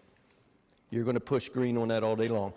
I propose we change it from PEIA to maybe the Public Green Energy Initiative Cooperative Insurance Agency. And then it'll get money thrown at it every day. But we're not going to do that. We're going to continue to spend money on all these new funds, all these new initiatives, and then we're going to deal with this dilemma every 2 years. So folks, in closing, as we continue to grow government and inflation, as one of the delegates over here talked about, continues to plague us, open borders, no borders, people draining our state resources, I want you to think about something. Tough decisions are on the horizon going forward when you press this green button. This ain't going away. It's not going to go away. I respect your desire to keep this sinking ship afloat at the taxpayer's expense. I really do. You feel good, you feel sincere about it. You feel strongly about it. It's tugging at your heartstrings. I get it.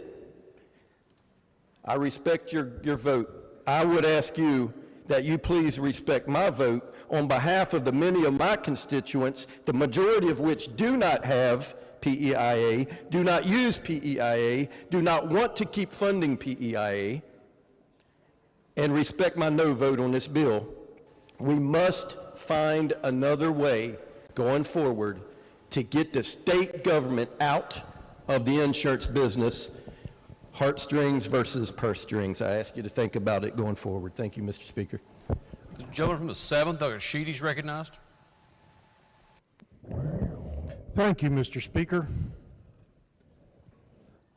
I want to reflect on some history here.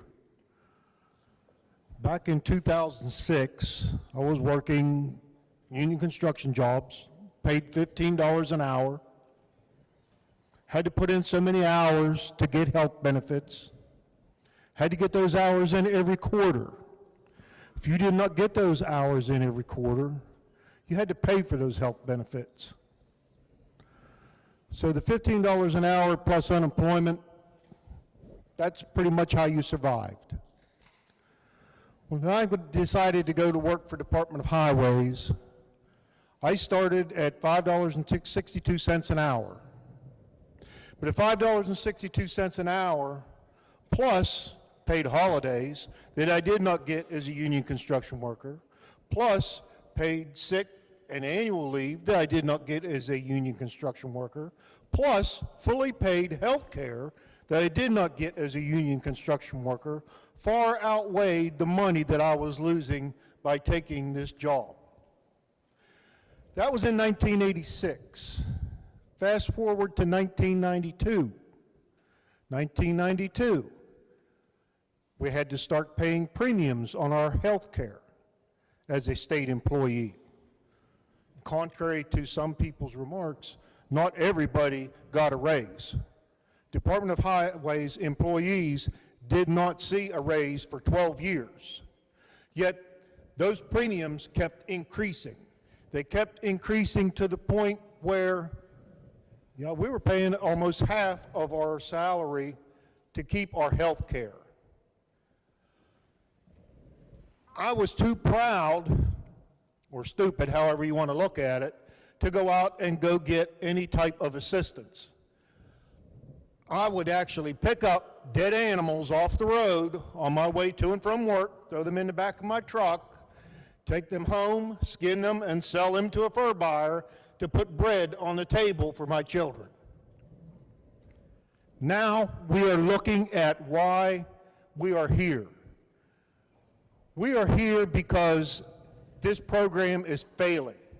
It has money thrown at it since 1993, 1992, somewhere in that time frame.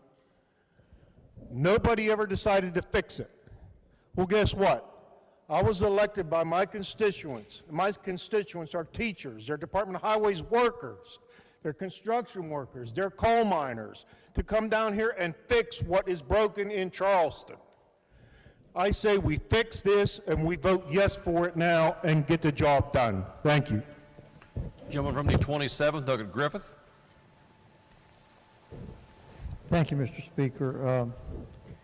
I'd like us to pause for a moment and think what we would do without the about 230,000 public workers in West Virginia.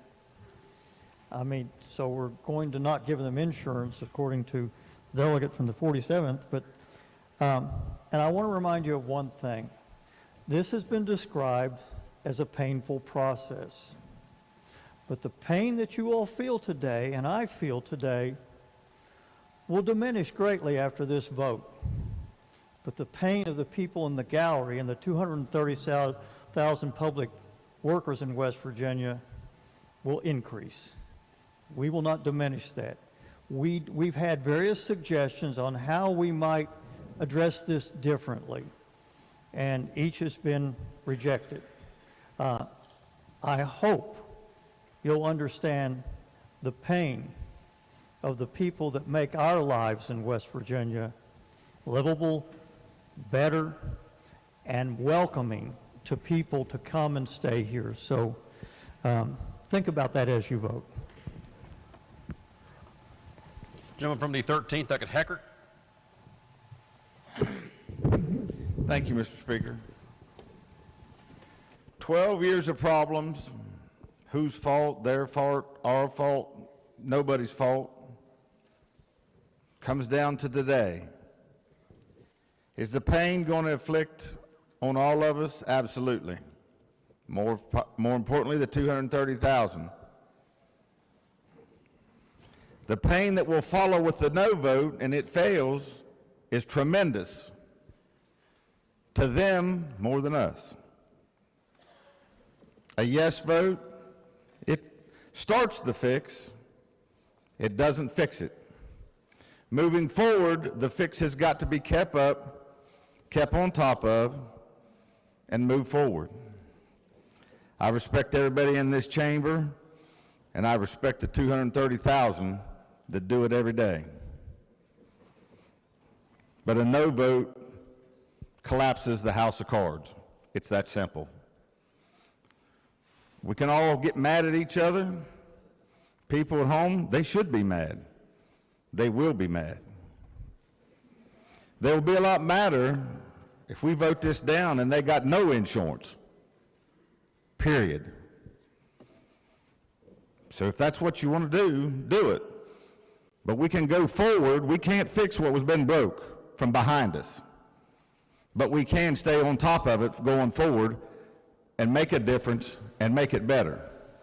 I urge passage. Thank you, Mr. Speaker. Gentleman from the 44th, Doug Kirby, is recognized. Thank you, Mr. Speaker. Would the gentleman from the 26th yield for a question, please? Thank you, sir.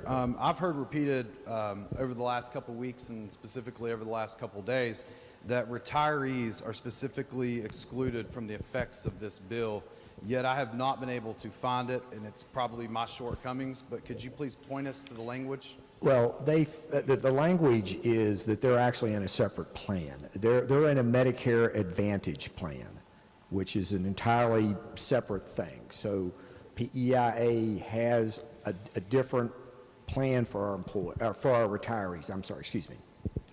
So the fact that they're in a different type of plan altogether is the reason you don't see it specifically included in the language of this bill? Gentleman's correct.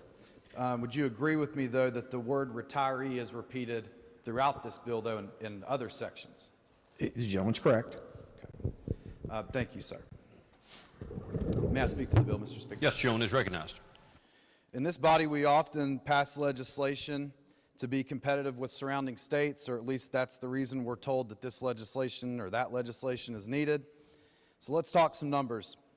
Average teacher salaries in surrounding states goes like this. Pennsylvania, $72,500. District of Columbia, $82,500. Maryland, $75,700. Virginia, $60,000. Ohio, $63,000, with an average of $74,000. West Virginia teachers, $50,000. And they did that because they were promised that if you stayed here, you and your family would have insurance that was reasonable and that was good, and that the state would continue to back you up and take care of you. They weren't just promised that initially when PEIA was created. They were promised that every time they showed up at this Capitol and told you that they weren't going to accept drastic and horrible cuts to this insurance program. So they can easily move across the state border to any neighboring state and see an instant jump in their annual income of almost 50%. And I would imagine after today's discussions, there's probably a lot of families that are going to have that conversation.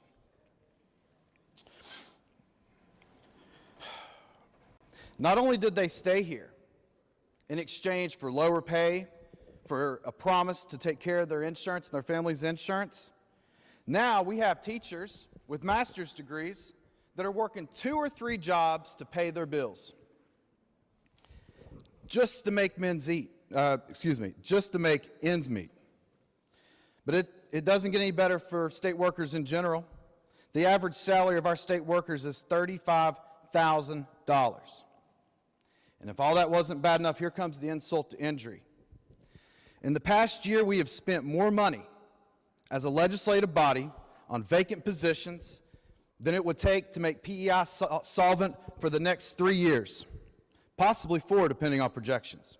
In just the past year of 2022, 2,289 positions within our state government went unfilled, yet we spent $226 million on workers who did not exist. To be fair, though, 1,500 of these positions were teachers' jobs in this state, which was a jump from 750 in 2019, and by the end of this year, there'll probably be 3,000 if they're watching this debate. So just to be clear what we're about to do here and what we've done over the past year, we've taken better care of make-believe, non-existent state workers in empty chairs than we are taking care of the real ones who are up here in these galleries. Let that sink in for a moment before you vote on this bill. Now let's discuss this record quote-unquote surplus. 2 days ago, on March 2nd, as my good friend to my left said, the governor's office put out a press release bragging that revenue was up $1.1 billion over estimates for 2023. Not $1.1 billion that we've received, over estimates. Money that could be used on schools, bridges, drug treatment facilities, PEIA. Collections just for this past month of February were $112 million above estimates. That is not, again, the total collected. That is what came in over projections. Money that we should be using to fix this instead of pitting citizens against other citizens in this state.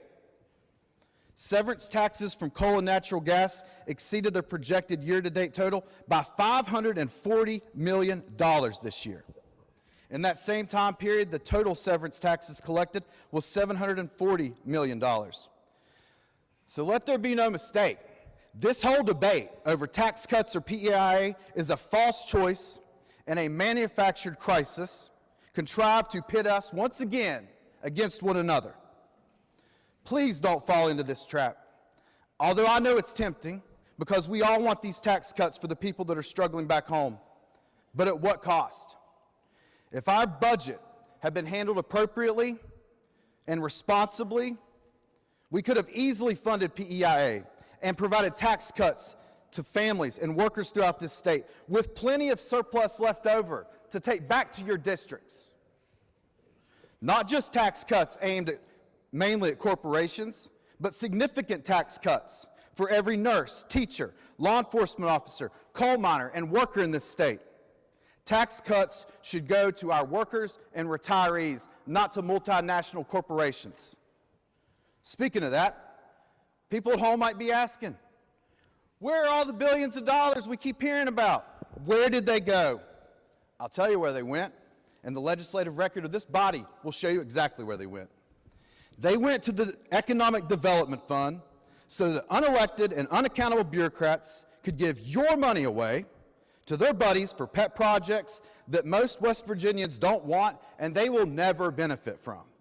So let's be clear, because you may hear this in a moment as a rebuttal to what I'm saying. When you hear the proponents of this department talk about investment, what they're really talking about are deals in which our government, our taxpayers' dollars are given not as loans, not as tax incentives, but are just given to international corporations, to some of the richest people in the world with zero guarantee that our people will ever get any return on our tax dollars, on their tax dollars. But let's get real in here. Let's call this what it really is. This is theft. Your state government is taking money that would otherwise and should otherwise go to our schools, our hospitals, our roads, and PEIA, and they are giving it to the Economic Development Department's slush fund so they can spend it at will on their pet projects for their buddies, for the elites. So we can go back and explain to our constituents how we had to slash their PEIA. We had to slash the tax cuts to where they were basically meaningless, except for manufacturers and big corporations. And here our people sit, the beloved people of our state, coming to us, having to beg for their money, beg for the crumbs of their money that's left, of what's left of after we sent most of it up north. This body, I submit to you, is Robin Hood upside down. Every day we come in here and we all vote on bills that take from the have-nots and give to the haves, all in the name of economic development. And we're told in our meetings, and we're told in the hallways, Todd, we got to do this, bud. It's the way the game is played. Well, I, for one, am tired of playing this game, and so are these people, and so are the people watching us. What message does this bill send?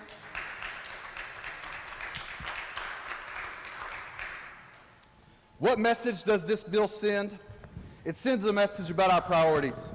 While we focus on trying to bribe multinational corporations into our state, we are betraying the very citizens of the state who sent us here. I'll give you an analogy from a teacher in my district. It's like we're the family on the street that doesn't feed our children or clothe our children, but we go down and take the neighbor's kids to Disney World twice a year. Sorry, kids. We're doing this for economic development. The great people of this state who were born here, who grew up here, and who decided to stay here out of love and loyalty to this state, and how do we repay them? They could have moved to South Carolina. They could have moved to Virginia. They could have moved to Florida or North Carolina, anywhere else in this country that we've given them every reason to. But they stayed here to try and help us build a better future. They stayed here because, like me and most of you in here, they believed in the future of this state, a better mountain state. And it is a real shame that this bill before us is just more evidence that perhaps that optimism was misplaced. I would love to sit in on the conversations with the people that voted for 2882 and that will vote to reduce PEIA. As you explain to your voters, I'm sorry, ma'am, cancer patient, diabetic patient, I had to raise your premiums and reduce your tax cuts because Bill Gates and Jeff Bezos needed your money more than you needed it.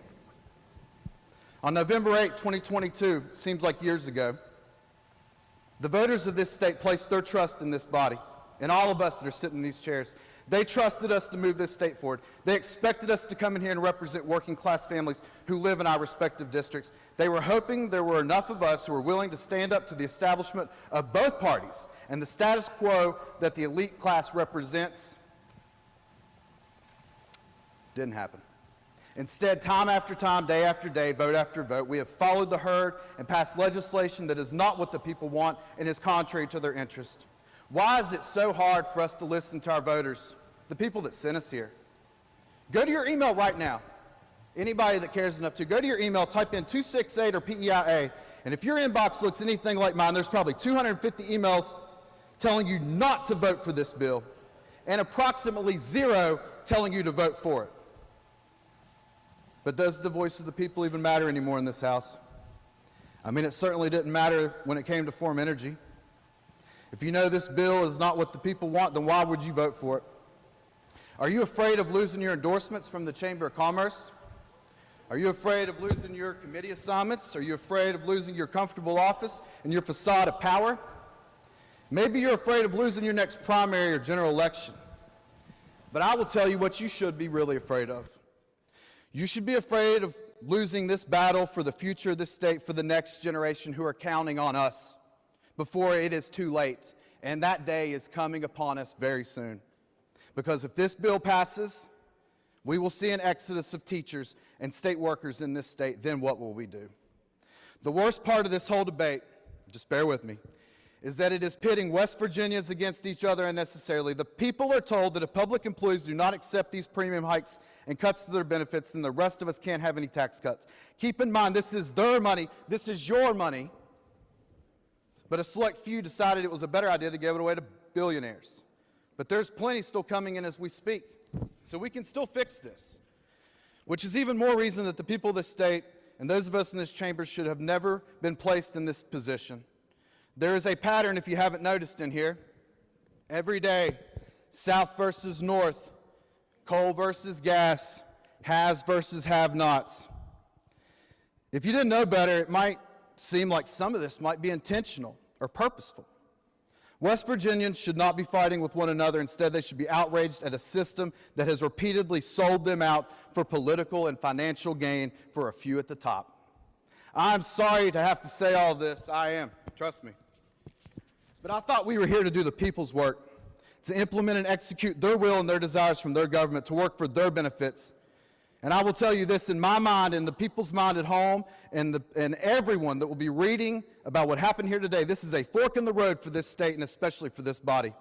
Are we going to keep ignoring the will of the people as we watch our communities, especially in the southern part of the state, continue their downward spiral? Or are we finally, in the last week of this legislature, going to start listening to the people and vote no on this bill? For the sake of the future of this state, I hope you can find the political will and courage to vote this bill down and send a clear message that will be heard across the Mountain State, that a new day has dawned and the people's house has been restored to the people for their benefit, not for corporations and not a select few. As someone who has stood beside protesters and activists on both sides of the aisle, I can tell you one thing. If we fail to send that message today that there is a new day for the people, these voters that are watching and that will read about this in the paper tomorrow will place new people in these seats who will fight for them. Sooner or later, change is coming, with or without you. Please vote no. Gentleman from the 11th, Dr. Fehrenbacher. Thank you, Mr. Speaker. I'd like to address this bill. Gentleman is recognized. It's been a morning filled with passion, and I don't believe there's a single person in this body or frankly in this state that likes what we are discussing today. But unfortunately, we find ourselves here, and we could spend a tremendous amount of time as to why didn't we fix this? Why didn't we spend money? Why didn't we have increases in the past? But we find ourselves here. We've used the phrases of kicking the can down the road. We've also said that we find ourselves in a hole. I remember a phrase, it may not feel comfortable at this time, but it's called the rule of holes. When you find yourself in a hole, stop digging. None of us like the fact that we're facing a 24.7% increase to the PEIA state employees. We can look at where we spent our money or not increased premiums in the past, but we have to make a difficult decision today. I personally feel that the fiscally responsible decision, which is painful, is to vote for this bill. I see someone that I respect from a fiscal perspective, Dr. Peter Shirley, who said to the House Finance Committee that PEIA is in a dire financial position. It's not that, oh, hey, we wish we had more, slightly more. It's a serious issue. If this was a public insurance company, we would have all sorts of issues and all sorts of help provided to us externally. Again, it's painful, but if we don't do it, the problem only gets worse. Yes, it is going to be particularly painful for those 230,000 people covered by this. However, we are contemplating that we can give raises, which will offset some of the pain, and income tax relief, and tax relief on vehicles. And hopefully we'll get through this major correction. And then it's up to us and the other actuarial responsibilities on that finance board to ensure that we don't get back into this position. I was elected to represent all of the employees in my district, and I think all of us feel that pressure. I also feel the pressure for those people in my district who will be directly impacted by this increase. But I also feel the need to represent those other state employees who may need to subsidize it if we don't take action. There are projections that look out 3 years that state without taking action will be $423 million deeper in that hole we are in today. Now, of the 1.8 million people, there are 1.57 that are not covered by PEIA insurance. You take that $423 million, and that's $269 per person for every man, woman, and child. So that's $22 per month per each one of those people that if we don't take action, that's the bill we're about to hand them. So I think as painful as this action is today, the fiscally responsible thing to do is to vote it green, and let's make sure we don't ever find ourselves back in this position. Thank you. Gentleman 79, take it Hanson. Thank you, Mr. Speaker. Would the gentleman from the 26th yield for a question? Gladly. Thank you, sir. Before that passionate speech by the gentleman from the 44th, he asked you a question about retirees, and I wanted to follow up on that question. You talked about there being two separate separate plans, one for retirees, one for workers. And my question for you is that retiree plan, that one that's separate and not impacted by this bill, does that include all retirees or just the retirees who are on Medicare? The Medicare retirees are covered under a Medicare Advantage plan. Our current provider is Humana. That could be subject to change over time who the provider is. The PEIA director says really the only thing that we provide over and above Medicare is a bit of an increased premium, an increased prescription plan. So therefore, they are already covered under the Medicare Advantage plan. Now, the retirees that are in the gap between our retirement age of 55 and 65 when you're Medicare eligible, assuming they're not disabled and get Medicare before they're age 65, then they are in a plan that would be non-Medicare retirees. But he assures me that they have more than adequate reserves. They have a separate reserve fund there for them, and that's currently $61 million. The only impact to them would be to the fee schedule going up a bit, which again, we're going to have to do if we're going to keep access for our employees and retirees. So he estimated that might be about 7%, but he said this $61 million will carry that plan for a long time with that increase. So if I understand you correctly, the 26% premium increase would not apply to those retirees? The gentleman's correct. But they would see something like a 7% fee increase? No. Well, no, because the 61 million can cover that. But yes, the fee schedule that the hospitals are going to charge is going to go up. So the non-Medicare retirees percent of that cost share would go up about 7%. Is that money out of their pocket? That's what I'm trying to get at. I'm trying to understand. Money out of the 61 million that's in reserves. And how long will that 61 million last? He assures me that should last a minimum of 5 to 6 years. Okay, so our retirees should not see an increase for several years. The gentleman is correct, as I've been assured by the director, the interim director of PEIA. Okay, I just want to make sure because these are people on fixed incomes and want to make sure they're not inadvertently in this bill. Thank you. Thank you, sir. Gentleman from the 88th, Doug Hillenbrand. Thank you, Mr. Speaker. This is a really tough issue. We've all talked about it. I'll try not to rehash things. I'm a numbers person. I like to look at things. We've been kicking the dog, or kicking the can, I guess, right? Kicking the can down the road, not the dog.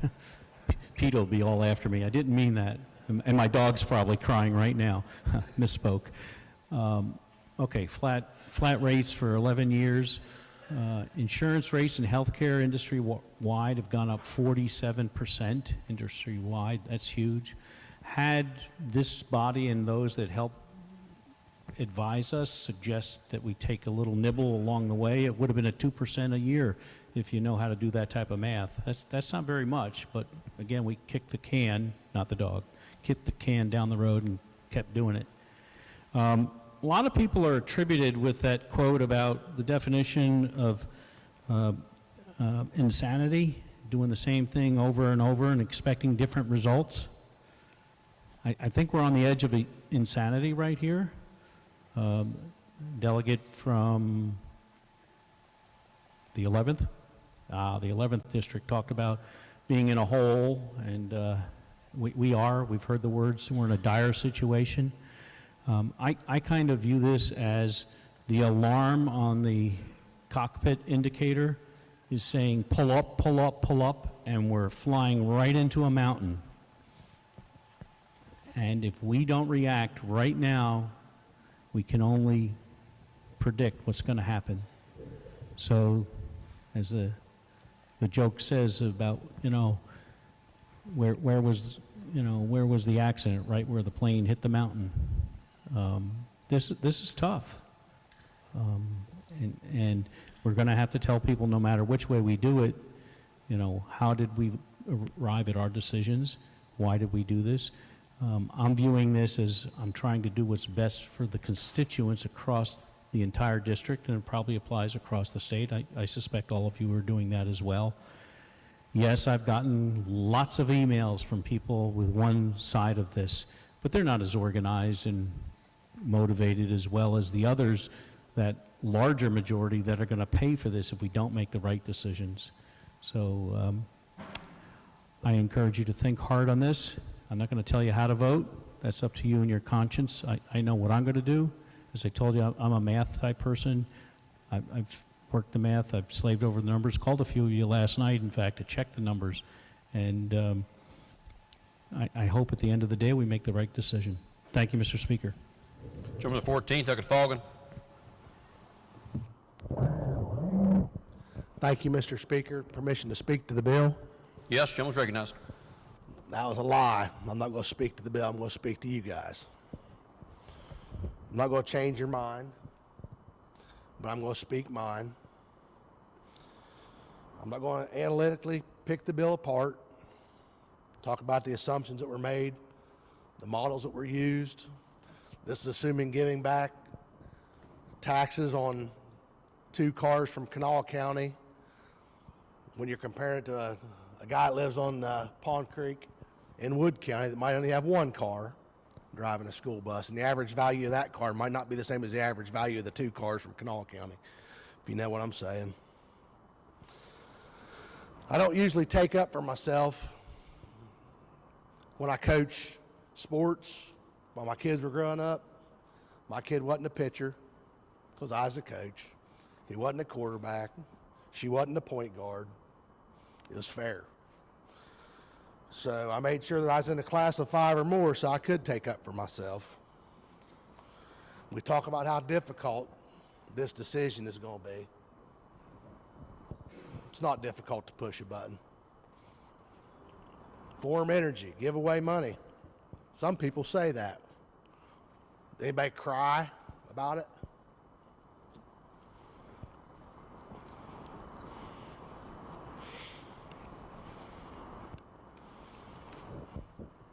I drive about an hour. I spent about half of that driving down crying about this. I'm a tough guy. I'll fight. Not afraid. This hurts people. Again, I know I'm not going to change your mind. I've said lots of times in here, in committees, you don't know until you know, right? You don't know until you know. I voted no out of everybody, 1 no vote this week about autism. Had I not done that, I wouldn't have had a conversation with my friend Walt, and I wouldn't have learned a lot more about a lot of things. God leads you places. He leads me places. Led me here. But you don't know until you know. We talk about kicking the can. Some of you may have lived in poverty. I don't know. I've never lived in poverty. I had plenty to eat. We're clean. My neighbors were clean. We had plenty of stuff. Yeah, we had 1 car. We could get places. I drive by almost every day. Modest housing is how I'll put it, with a school bus sitting in front of it. That's what made me cry this morning as I drove down here. The school bus sitting there. Half of you in this room raised and spent more money than a school bus driver makes in an entire year to get this position. Why? I'm not sure. Some of you spent $75,000. Some of you raised $330,000. It's difficult for me to think that you know anything about kicking a can down the road. And I already know that I'm not going to change your mind, and I don't care to change your mind right now. I still want to speak mine. I didn't take any money from anybody to get here. No one. My wife, she paid my $100 filing fee, bless her heart. But I promised I wouldn't accept even a $50 check from the main guy in our county because I don't want to vote for anyone. I want to vote for 18,000 people in District 14. I go to work most days. I can't say every day because I go on hunting trips sometimes, but I go to work most days that I'm supposed to, and I work with people that are going to be affected. It's easy to sit back here and say, this is going to be difficult. Boy, it's going to be difficult. It's going to be a hard vote. It's not a hard vote for any of us. We all have plenty. It's not a hard vote for me. You're going to charge me $100 more a month, $200 more a month, $400 a month. I don't care. I'm going to pay it. My kids will still go to the doctor when they need to go to the doctor. It doesn't matter.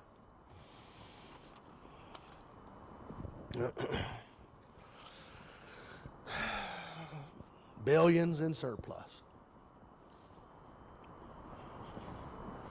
I didn't dig the hole that we're in, so I can't quit digging. I didn't dig it. We'll beat our chests and talk about our surplus. Just pay the insurance bill. That's all. We talked about standing together. I will stand together with all of you. I try to say good morning to each of you every day, say hi to you every day.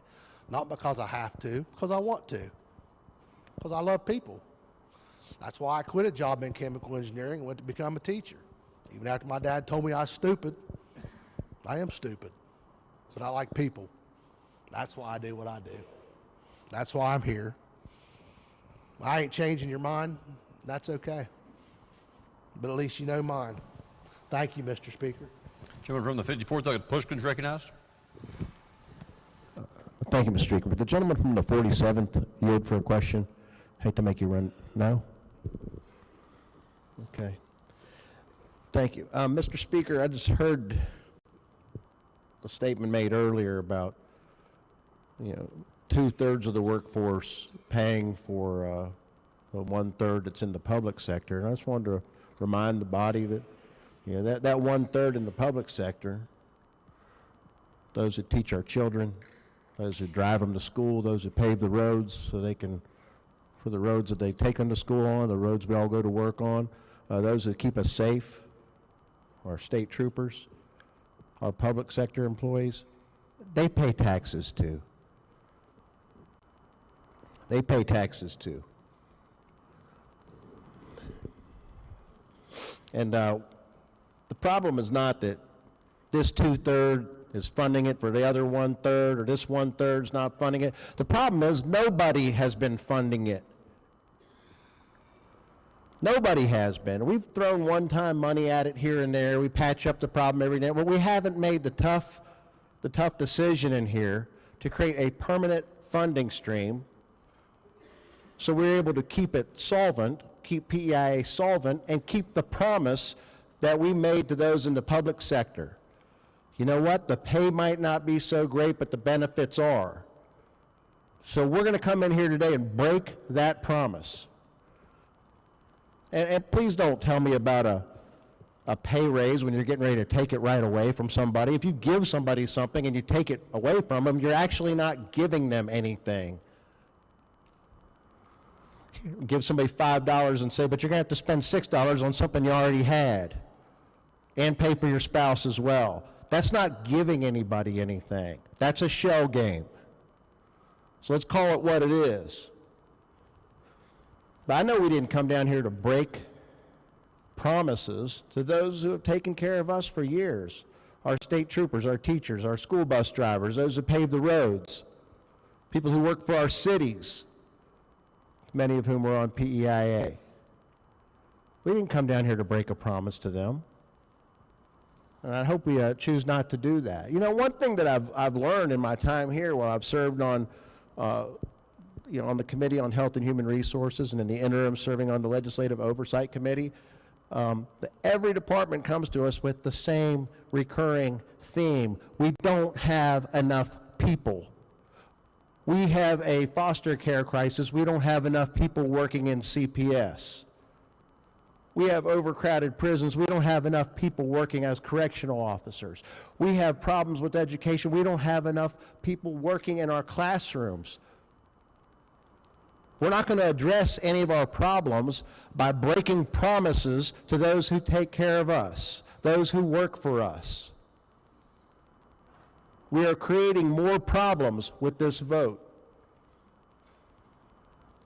The courageous thing to do would be to scrap this bill and actually fully fund and find a designated permanent funding stream to take care of those who take care of us. It's simple. Vote red, and let's work together and actually fix the problem.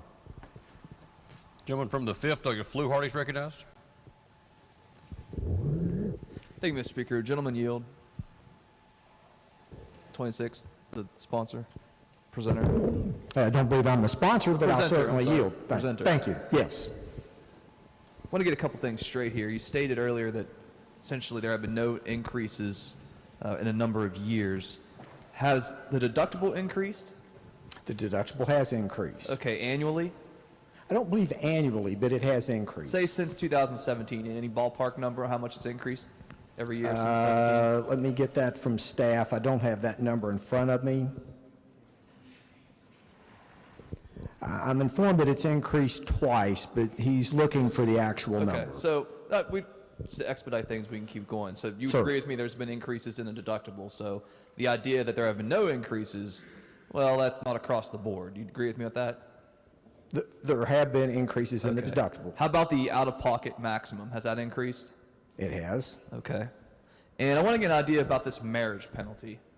It's a little ironic. We talk about live, work, and raise a family, and we're going to put a marriage penalty in this bill, but let's talk about that real quick. So an employee making $45,000 a year with family coverage, how much will they pay next year for the coverage? Okay. Would you state that salary? Because I've got $45,000 a year. I know you have some charts and numbers. I'm trying to get an idea. And that was for an individual employee, or family? $45,000 a year with family coverage. Family coverage, hold on. What's their increase going to be? Okay, let me get my salary bracket.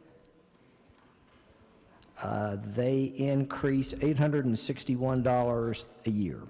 Okay, and how about an employee making $30,000 a year? How much will that? This is for the family coverage. That's correct. Okay. That's correct. And we're still for the family coverage? Yeah.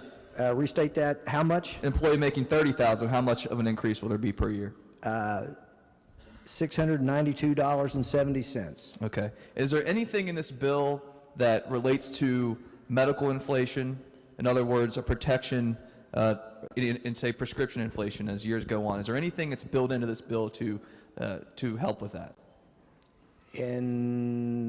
Well, what's built into it is the fiduciary responsibility for the PEIA board going forward to keep the plan actuarially sound and stay at the 80-20 premium cost share that this legislature passed in 2002.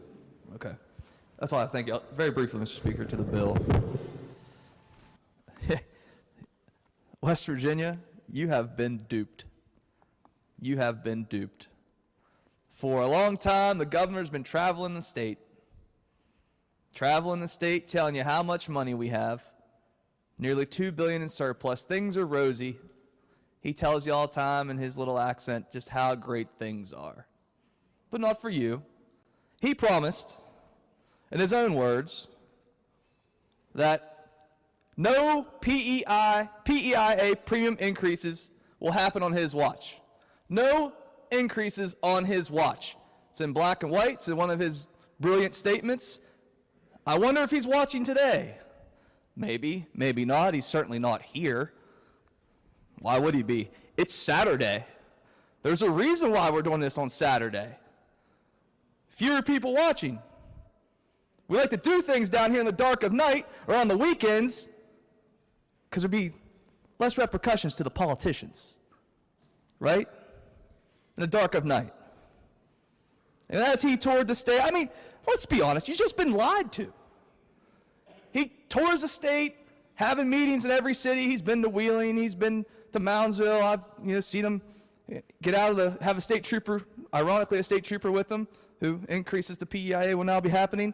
Get out, brings in Baby Dog, has this little speech. Everybody loves Baby Dog. They're like, that's a good girl. That's a good girl, and then we all fall for it. We all fall for it. We've been duped, lied to, from the supermajority, from our governor. Record surpluses apparently mean record raises the PEIA. That's where we're at.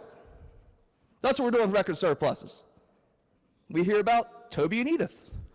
Who exactly is Toby and Edith? Obviously, they're not public employees, because he says he's going to help them. Do you feel helped up there? I don't think you do.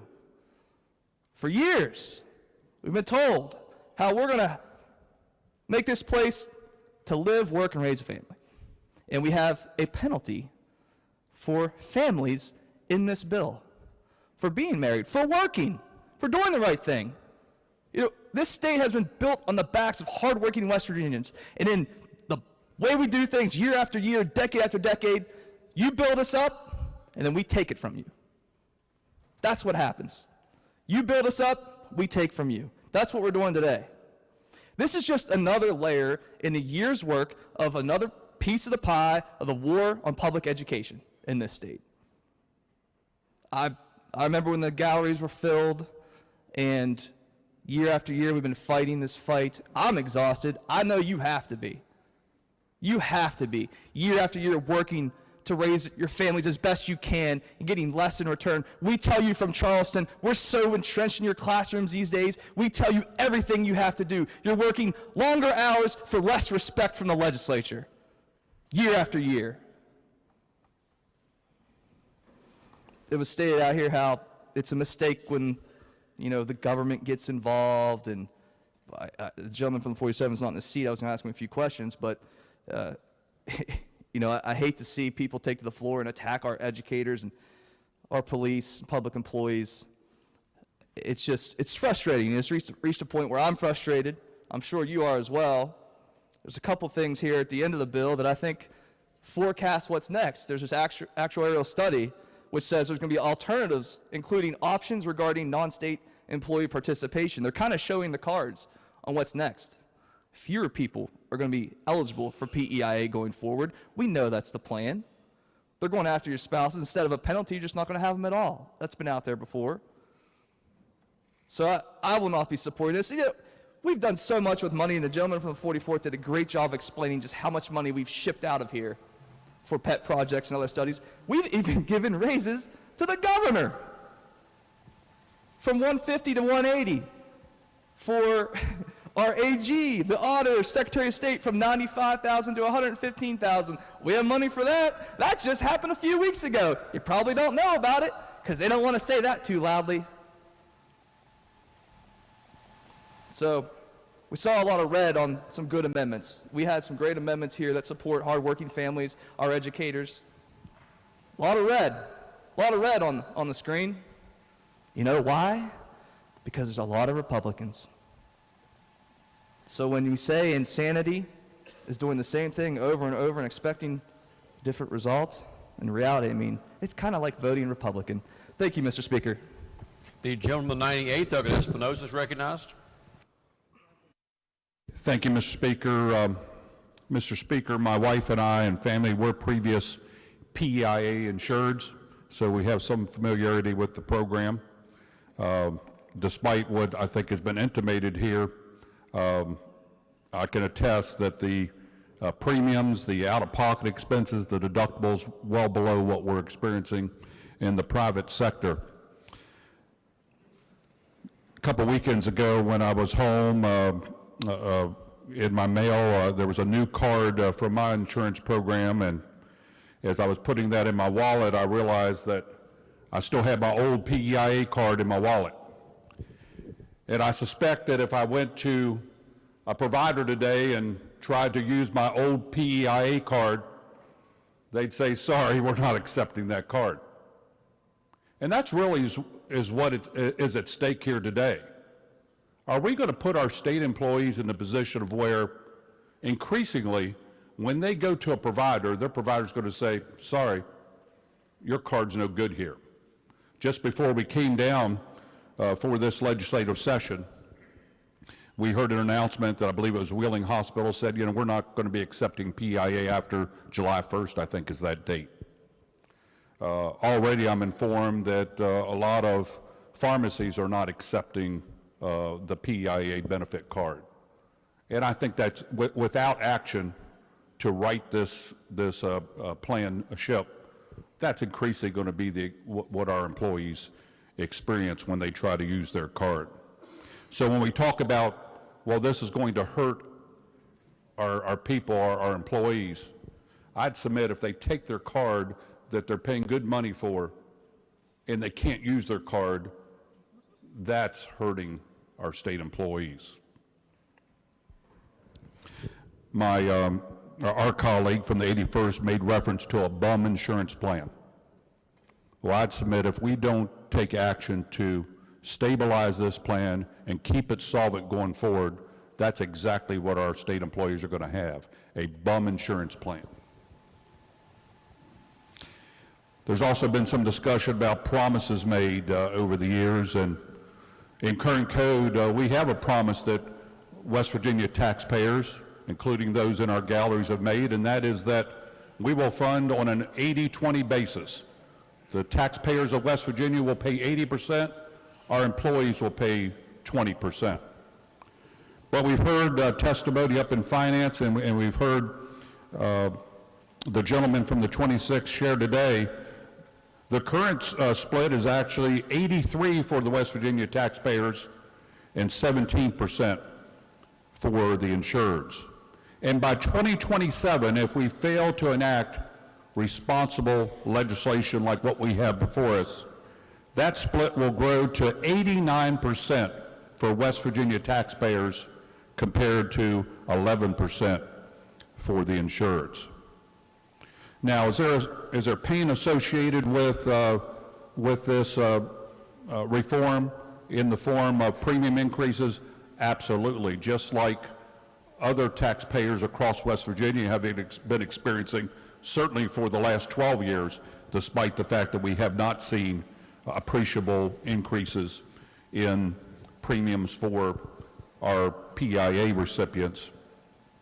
So I believe the number that I heard was about $29 million associated with those premium increases. Here in just a few minutes, I certainly look forward to voting for a $120 million pay raise for our state employees. So those who seem to suggest that the pay raise is going to be dwarfed by the pain associated with these premium increases, I think that ignores the facts that we're talking about a $120 million state employee pay raise compared to the $29 million in premium increases. And a little later today, I certainly look forward to casting a green vote for a $754 million tax cut for West Virginians. So again, I think to suggest that we're not being fair to our state employees, I think is just not accurate. We're certainly looking at this holistically. We're trying to ensure that we have a solvent plan going forward. I think the politically expedient approach would be to just keep kicking this can down the road. But we'd end up, I think by 2027, having to inject somewhere in the range of $400 million annually. By the end of this century, we'd probably be looking at a figure approaching $1 billion that we would have to inject in this plan because we're not willing to make responsible reforms to this plan. That would be nearly $1 billion that's not available for infrastructure projects in your districts. Other priorities like higher education, public education across West Virginia. So, Mr. Speaker, I'd certainly urge support for the bill before us. I think it represents a responsible approach to ensuring that when our state employees take their card to their provider, that they're not going to be turned away. I urge passage of the bill. Gentleman from the 50th, Douglas Pritt. Yes, thank you, Mr. Speaker. I think in response to my colleague from the 98th, I mean, everybody knows what that is, right? Talk about billions of dollars not available for infrastructure projects in my district. How about the $300 million that we sent up to Forum Energy in Weirton? Maybe we could tax Forum Energy products or other products coming out of the other economic development funds, and maybe that would be a revenue source for PEIA. You know, I'm raising young children, and one of the most important things that I can teach my children is honesty. I'm old school when it comes to raising kids. I have two of my constituents up in the gallery. They'll probably tell you, I mean, I've never lied to them. I've always been honest, even if it's something they didn't want to hear or they disagreed with. If there's something that keeps me from coming back here, it'll probably be honesty, not dishonesty. And I'm okay with that. Because at the end of the day, I kept my own soul, right? There were promises made to state employees a number of years ago. For the better part of half a decade, we have been begging this government in Charleston to find some sort of sustainable revenue stream. But now, because of benign neglect and kicking the can down the road, now it's a crisis. It's a manufactured crisis. It's a crisis that is now forcing many of you all to act and feel like you have to do this. We have to do this today because people didn't do things before, including the majority party who's been down here for 8 years and our party who was there before that. That's honesty. $300 million to a battery manufacturer in Weirton. Now, I disagree with the majority of my caucus on that vote. Now, I wasn't here. I have a pretty good excuse. My wife was in labor. The next day, I'm sitting in front of my computer in the room with the brand new baby and my wife sleeping, watching this debate, yelling at the computer because I can't be here. If I had been here, I'd have voted no, because that's $300 million that could have gone to 100 different things, 1,000 different things, including PEIA sustainability, infrastructure projects, public education, Department of Corrections rehabilitation. We got prisons in this state that aren't even 30% manned. We got inmates dying at Southern Regional because they're so undermanned. And not just a few. Honesty. A vote for this bill is a vote for dishonesty. A green button on this bill is a tacit implication that you think it's okay to lie. And I'm not going to teach my kids that. If lying's okay with you, if being dishonest is okay with you, push the green button. That's okay. But be honest about being okay with being dishonest. We have a record budget surplus, but I'd agree with my colleague from the 14th. It's probably because we haven't been paying our bills or keeping our promises. Department of Corrections, PEIA. Math doesn't add up, people, and anybody that's paying attention knows that, but I think most people in here are counting on people not paying attention. And that may be the way it is, but I'm not going to operate that way. If I'm not back here after 2 years, it wasn't because I lied, and I'm okay with that. And so I submit to you again, if you're all right with dishonesty, if you're all right with lying, if you're all right with people breaking their promises, breaking one of the 10 commandments, being dishonest, going back on your word, push the green button. I'm not going to teach my kids that it's okay to do that. I'm not setting that example. Thank you for your time. Gentleman from the 52nd row is recognized. Thank you, Mr. Speaker. I just wanted to point out that when people are talking about pay raises, you need to ask yourself, who's getting pay raises? The pay raises traditionally have been granted. Now, I don't know what the bill's going to have when it comes over here from the Senate, but traditionally it's only been general revenue wages that go up, not special revenue, which is maybe half of our state employees. Higher ed, I was told out in the hallway yesterday, higher ed has no pay raises. So to have a spouse buy back into a policy would be $2,400 with no pay raise. So don't assume that every public employee is going to get a pay raise.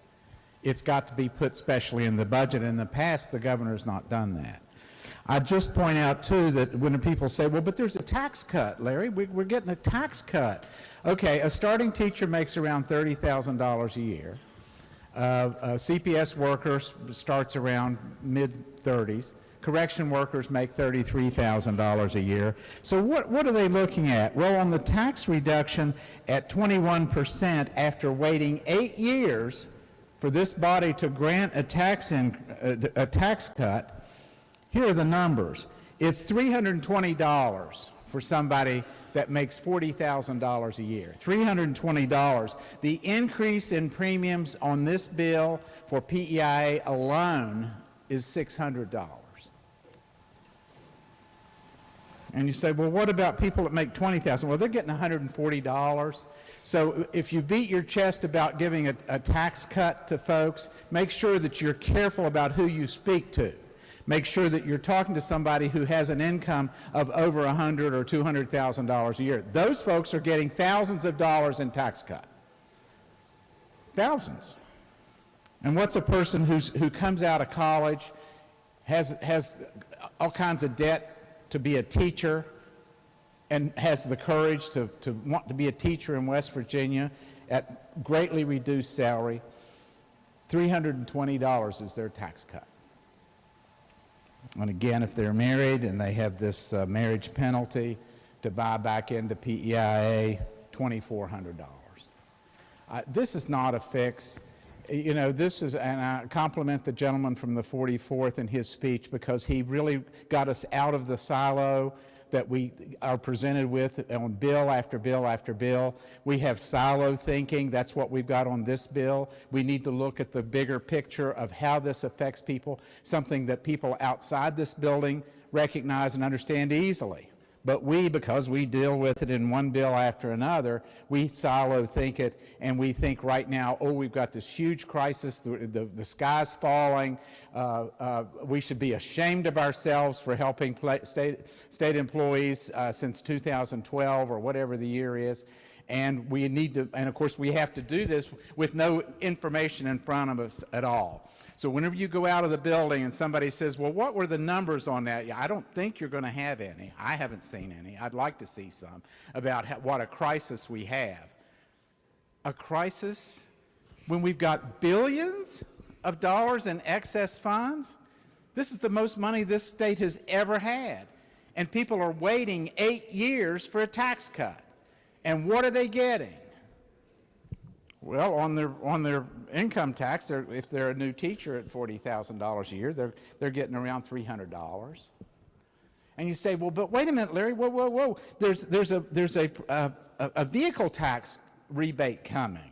Well, what's interesting about that is that the rebates, let's see here. I got these numbers.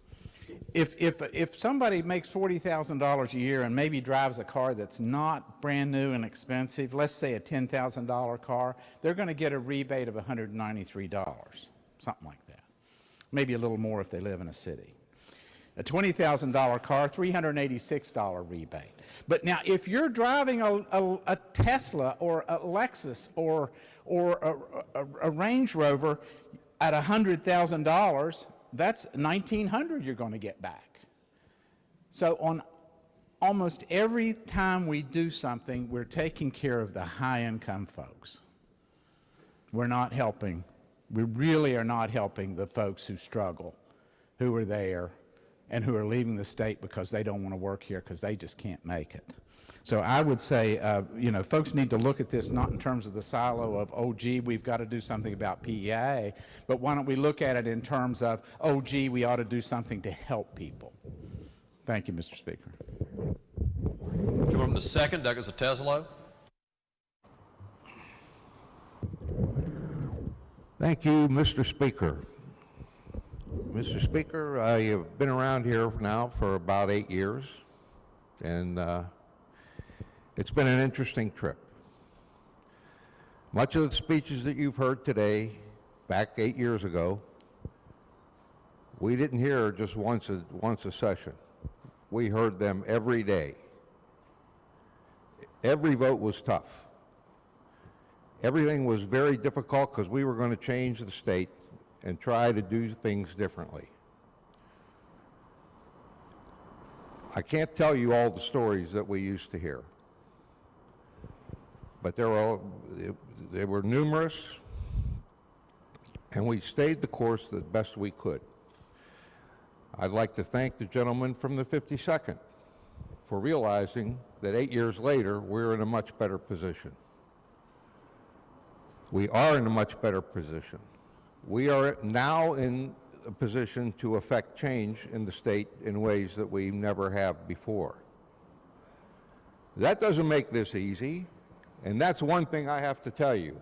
I thought when things got better, we wouldn't have any difficult votes. Well, guess what? I was dead wrong about that.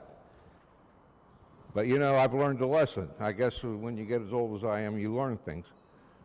And that is, we will always have these votes. These votes will always be difficult. There will always be another one, and we'll have to deal with it. Thank you to the legislature for dealing with tough issues all these years, on both sides of the aisle. Thank you to everybody. We've made difficult decisions. We will continue to make difficult decisions. So I'm not doing high fives to support this bill. I don't think that's what's warranted. But what I do think is, I honestly believe it's in the long-term best interest of everybody in this state. And if we continue to do these things, the state will continue to improve. We gave money to a lot of places back in 2015 that weren't in my district. We gave millions of dollars for Hobart. We gave millions of dollars for Pritchard. We haven't seen too much return, but that's okay. I voted for him. I was glad to vote for him.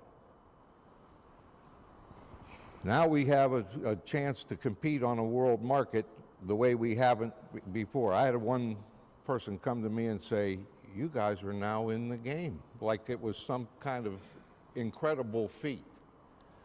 Well, it's all because of all of us. We have to keep at it. We have a long way to go. This is part of it. It's painful. I know it. I know it. And I'm not happy about it, but I'll tell you this. In the long term, I believe it's in the best interest of this state, and I will always do what I think is in the best interest of the state. Thank you. Lady from 81st, Lady Walker's recognized. Thank you, Mr. Speaker. Will the gentleman from the 26th yield for a few questions? Thank you. I know at the beginning you gave out a whole bunch of numbers, but we've had a whole bunch of conversations since then. Can you tell me how many insureds are on PEIA? There are 230,000 covered lives. Now, that would include employees, dependents.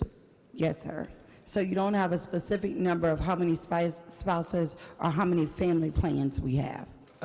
Yes, we do. Okay. And give me just a second. If the gentlelady will pause just a second. Of course.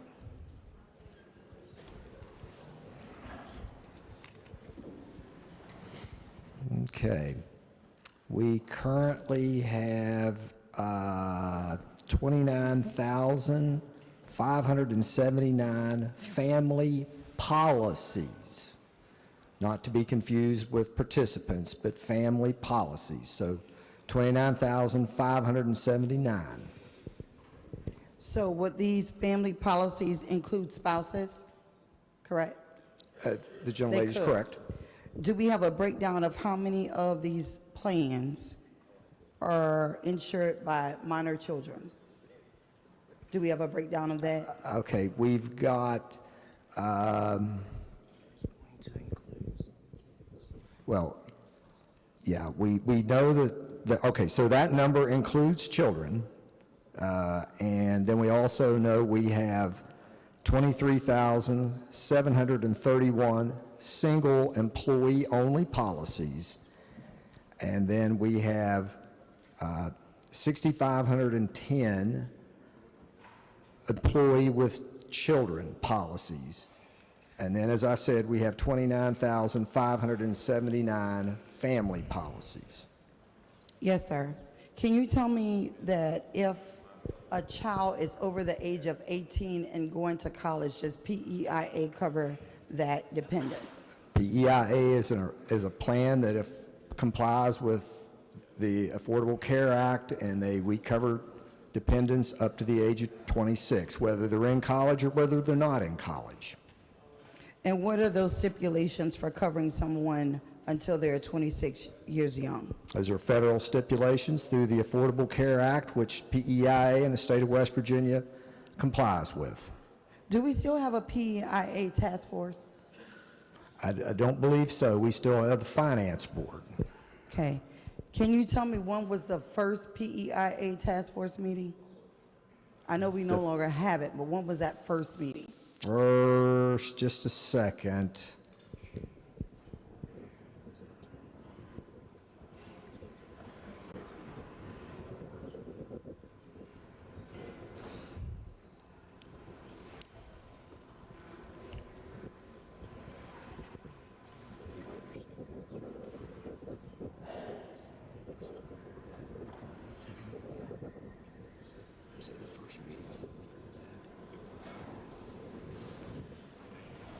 Okay, just a second.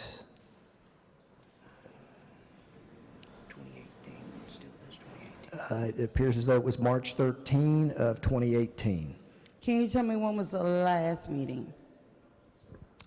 So the gentlelady will give me just a second. Yes, sir. Thank you. We believe it to be in 2018, later in the year. And what was the purpose of that task force? The task force issued recommendations to the governor. And can you tell me a breakdown of those members of the task force? The breakdown of the members? Yeah, of that task force. We'll have to give us a minute to get the names of the people. Or just what their titles were. Okay, just if the gentlelady will hold just a second. Yes, sir.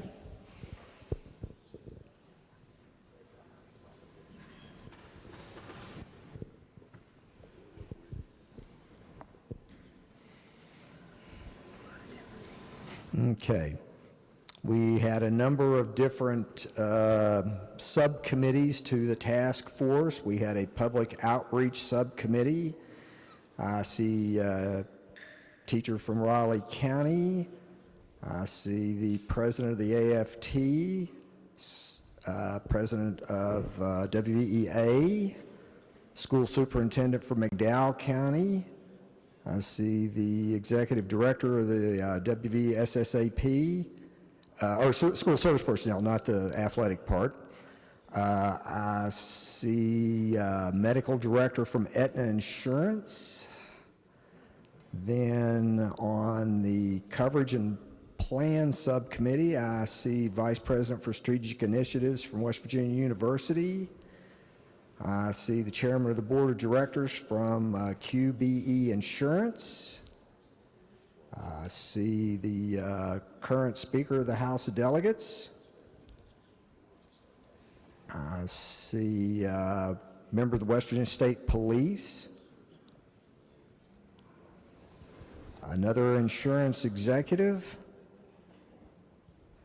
Retired circuit judge. State senator, and then we had the cost and revenue subcommittee. I saw the then CEO of the West Virginia Hospital Association, delegate from Raleigh, senator from Berkeley, CEO of Brick Street Insurance, see the commissioner of the Department of Health and Human Resources Public Health Division at that time, who is now the drug czar for the United States of America. See retired public educators, CEO of Marshall Health, someone from the Division of Highways, and someone from State Senate. So as you can see, it's a fairly broad group of people across the three different task forces. Yes, sir. Can you tell me what was the total number of meetings from March 13, 2018 until the end of 2018? Gentlelady, give us a second. Yes, sir.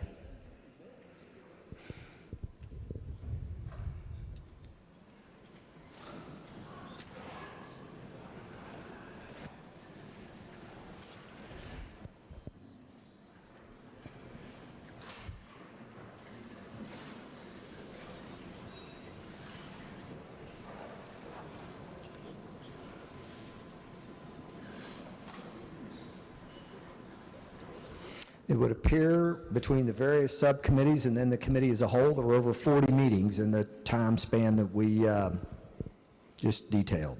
Yes, sir. And during those meetings, were there any proposals brought forth from those meetings? There was. How many? 1, 2, 3, 4, I see 6. 6 proposals. Now, I'm not going to belabor and ask you which each one of those proposals were, but were any of those proposals close to anything to Senate Bill 268?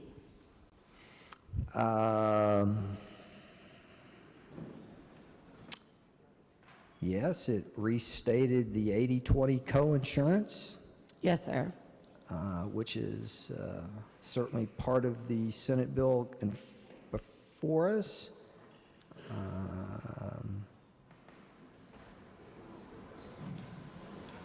And that was proposed from which one of the subcommittees? I'm afraid I don't have that part of the details. Well, yes, that was the middle committee. That was actually,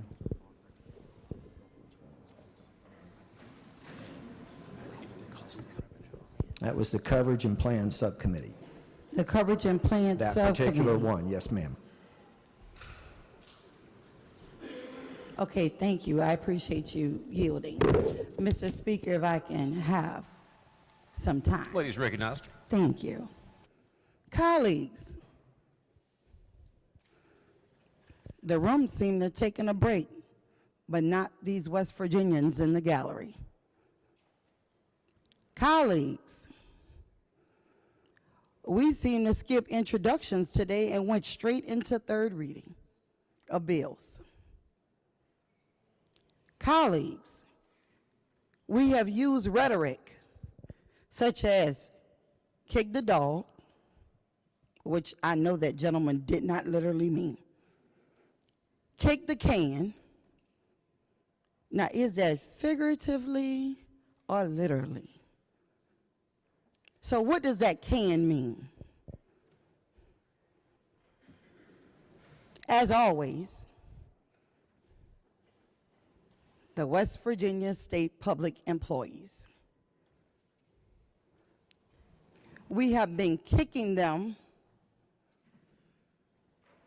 for decades. We have been disrespecting them ever since I put my name on the ballot in 2018. We disregard that they have families, that they are everyday West Virginians, that they do their job despite of the behaviors, whether it's in the jails or prison, the drivers on the highways and the byways, and the students in the classrooms. Some of you may vote green in spite because there seems to be an attack on public education. No, just the educators. I was proud. Don't make me go West Virginian on you. People stop asking me, is there black and brown people that live there? Does that even matter? Because I know we got the best public education, educators and personnel in all 55 counties. So do you really want me to go West Virginian on you? Many of my colleagues get upset because my passion lies in the tone of my voice.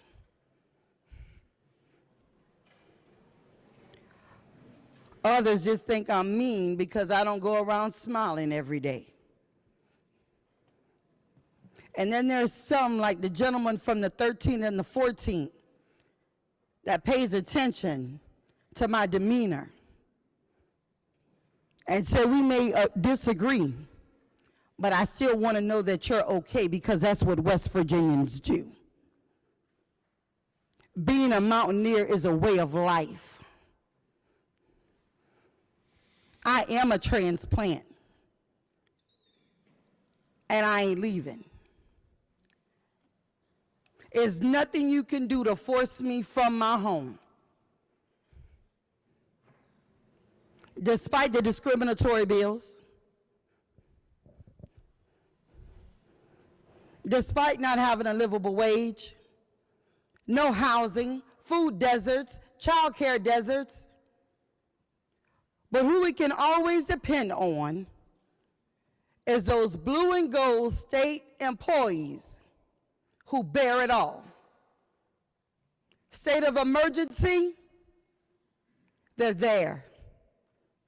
Whether it's a flood, a water crisis, pandemic, they take a stand. They have no choice to take a break because we don't give them one.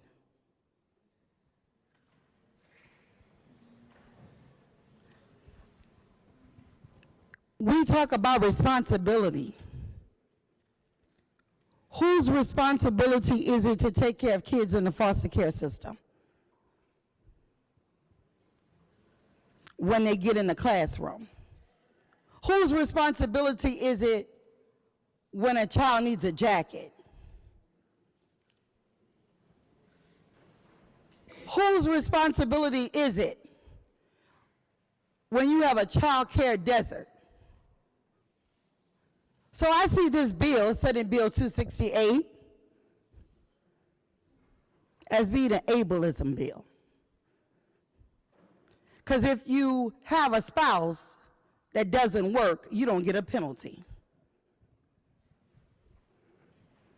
But if you have a spouse who is working, who happens to have insured at their employer, no matter how bad it is, they have to go with it. Now, where's the Freedom Eagle flying today?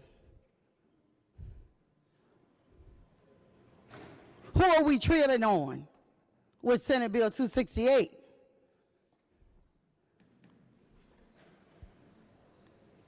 That's a force. That's a stronghold. I see no freedom in that. I didn't even ask one of my questions. How will you even know if the spouse's employer has an insurance offer? Look at all the vacancies you have in the state. Times that by 2. Now you got an exodus. Our population is decreasing. Maybe you don't care, but I do. None of us are happy to be here. On today, you was happy when you put your name on the ballot. You might have had some uncomfortable conversations when you were knocking doors. You were happy when you got your endorsements from whomever. You might have been happy on election night. But when the votes were canvassed, and it was determined, you was really happy. But colleagues, rest assured, that name and number on your desk can be replaced in 2 years. When we hold the titles of delegate and senator, that don't belong to us. It belongs to the people of West Virginia. It belongs beyond to the voters of 18 years young and above. Like it, love it, or leave it, it belongs to justice impacted persons.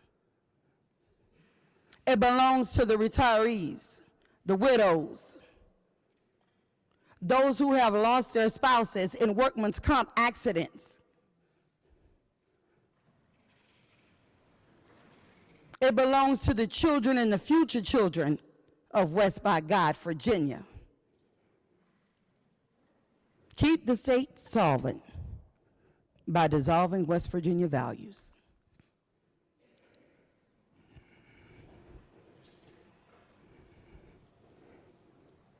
We don't even respect the budgets of our neighbors who get up every morning and go to work.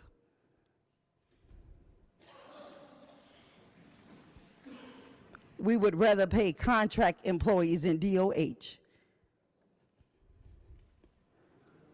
than give a livable wage for those folks who are trying to patch our country roads.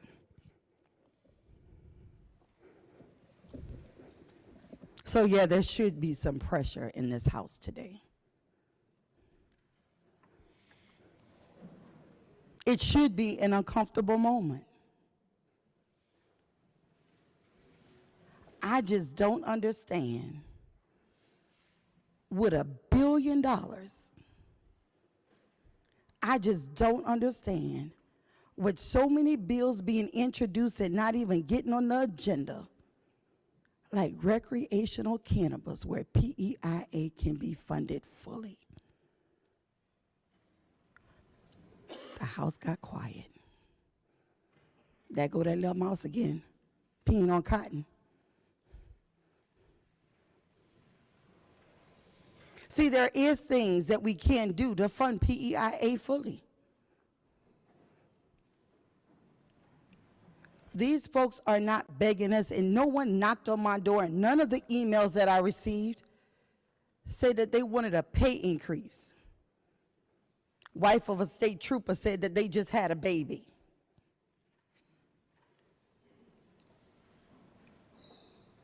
She's gonna look for a job that possibly won't have insurance, so they don't have a penalty. That is disgusting. Or she gonna work part-time. But let me tell you something a little further about state employees, because I was one before my name got on this desk, being a direct care worker for IDD waiver and elderly disabled waiver, where no insurance is offered. But you look down on people who get state benefits like Medicaid and SNAP and LEAP, not knowing that you rub shoulders with them in your committee meetings. Or you walk down the hall with them and don't even give a smile or hello.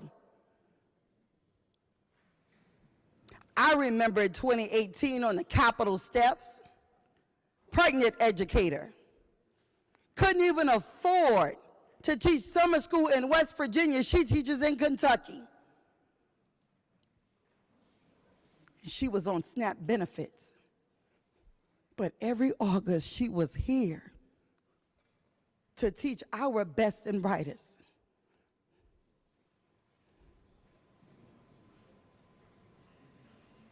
When you get the calls about the potholes and not having the trees trimmed. Ladies recognized. Thank you, Mr. Speaker. We have gone way away from public insurance and House and Senate Bill 268. Okay, the chair will ask those speakers who are wishing to be recognized left to confine remarks to the bill and its impacts. So, chair will again recognize the lady from the 81st who's speaking. I will, and I don't know where the lady's from, but just as my colleague from the 44th hit it on the nail with how much money we leave out of this house, let's bring it back to PEIA. You're welcome. Because I'm not smiling, and neither are these people in this gallery. So let's talk about it. PEIA increase. Will the insureds, or do the insureds have loans? Do PEIA insureds, will they be able to afford their mortgages with this increase? PEIA insureds, do they have a light bill? PEIA insureds, do they have a water bill? It's not addressed in the bill in black and white, but it is the reality of every West Virginian.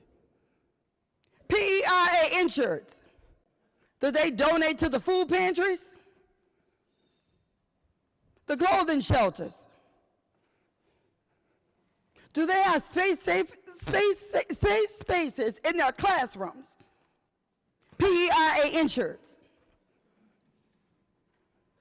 So when you ask me to bring it back, oh boy, can't I intersectionally. And I shall. Shall. Not me. Shall. Shall. I shall be a red vote. Shall. You shall be able to look at them in their face. Shall. PEIA insurance. They shall get a pay raise. And it don't matter if it's coming because it's not guaranteed. Or maybe it is with how this house is divided. Shall. PEIA insurance.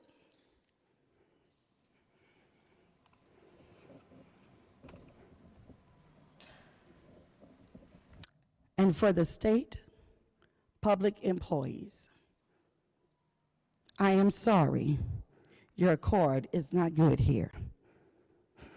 This bill states, sorry, your work is not enough here in the state of West Virginia.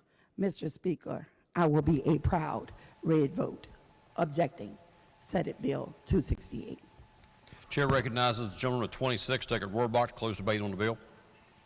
Thank you, Mr. Speaker. Good afternoon, ladies and gentlemen. Gentleman yield. For those members who wish to speak, press your recognition lights and ring in. Gentleman with 25th is recognized. Thank you, Mr. Speaker. West Virginia and colleagues, I have checked the numbers. 230,000 of our neighbors will receive a 26% premium increase. 26% premium increase. Dear West Virginia, I have checked the numbers. We currently have approximately 1.7 million people in our state. Sean, 1.8, no. It's not 1.8 anymore because we keep passing bad legislation and people keep moving. It's 1.7 now. It doesn't just affect you all in the gallery and the other 230,000 people. It affects those 1.7 million people. The small business owners, the folks in Fayetteville that like to go to the Secret Sandwich Society. Whether you're in Wheeling or the Eastern Panhandle at the racetracks, casinos, after work, your only form of entertainment, can't go there anymore, not enough money in my pockets. Lincoln County, the M&R, they're going to get hurt. People don't have any more money in their pockets. Huntington and Barbersville, I'm sorry. We got some great restaurants out in Barbersville and Huntington, and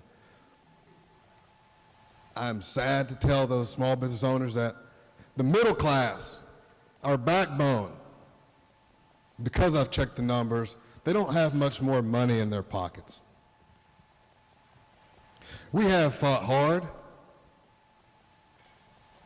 and with the exception of my man from Mingo, the 34th, who every year has joined the Cool Kids Corner, who has primarily been the ones that amendment after amendment have tried to help the people of West Virginia. Amendment after amendment, we've tried to give significant pay raises to public employees.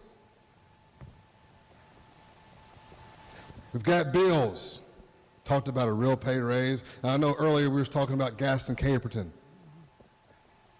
Ladies and gentlemen, he gave a $5,000 pay raise in 1990. We're going to put it, what, $2,300? Now, I appreciate the measure, but you know what $5,000 from 1990 would be today? It'd be north of $12,000. A real raise. A real raise. I've got a bill to start Every teacher at 50,000 because we had the money, because I believe my governor. I know we've got money. I believe him. The gentle lady from Morgantown. I've got the BEST Act. Be exceptional starting today, West Virginia. Legalization of cannabis to give us another revenue stream. We have these measures in our back pocket. It was said today on this House floor, fiscal responsibility. Well, I agree with the gentleman from the 26th. It takes compromise, but if we would have raised premiums 2% every year, we would not be in this. That is true, that is a fact. But then it begs the question, well, what have you all been doing down here if you haven't been doing that? We've been concerned about raw milk. We've been concerned about baculum. We've been growing government. We've been taking your property rights. Been giving corporations hundreds of millions of dollars. We've even put a price tag on coal miners' lives. That's what we've been doing for 8 years. And I feel sorry for some of you all here. I really do. Because you're coming in new to this and you feel you've got to go green. And you don't. You really don't. I mean, I prefer to drink craft beer from the peddler, but some of you all prefer to drink Kool-Aid. And I feel sorry for the gentleman from the 26, because I'm going to tell you right now, he's worked hard on this. I know he has. He's in my district for a couple years, just to be frank. Busted his butt. But just like in a game, I heard the word game earlier today, you can work hard, give your best effort, and still fall short of victory. We're losing the game right now. We are losing the game for our public employees in West Virginia. And so West Virginia, what I will tell you is that much like myself and all of you all in this body, every once in a while you have a taste for something different. Taste for something different. 8 years ago, the people of West Virginia had a taste for something different. And so they decided to put a new chef in the kitchen. And for 8 years, we've been working on this. It's been in the oven. They've been baking it. And today, West Virginia, there it is. A nothing burger. I suggest to you, West Virginia, to hire a new chef in the kitchen. Thank you. Gentleman from the 29th, Dillon is recognized.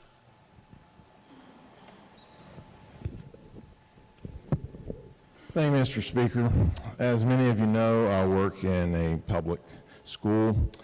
I'm not a union member, however. I am a member of the Christian Educators. But all the same, my wife and my family, we participate in PEIA. And it's been good to us. And we're thankful for that. And we're glad to see that there's a discussion about solvency in the program.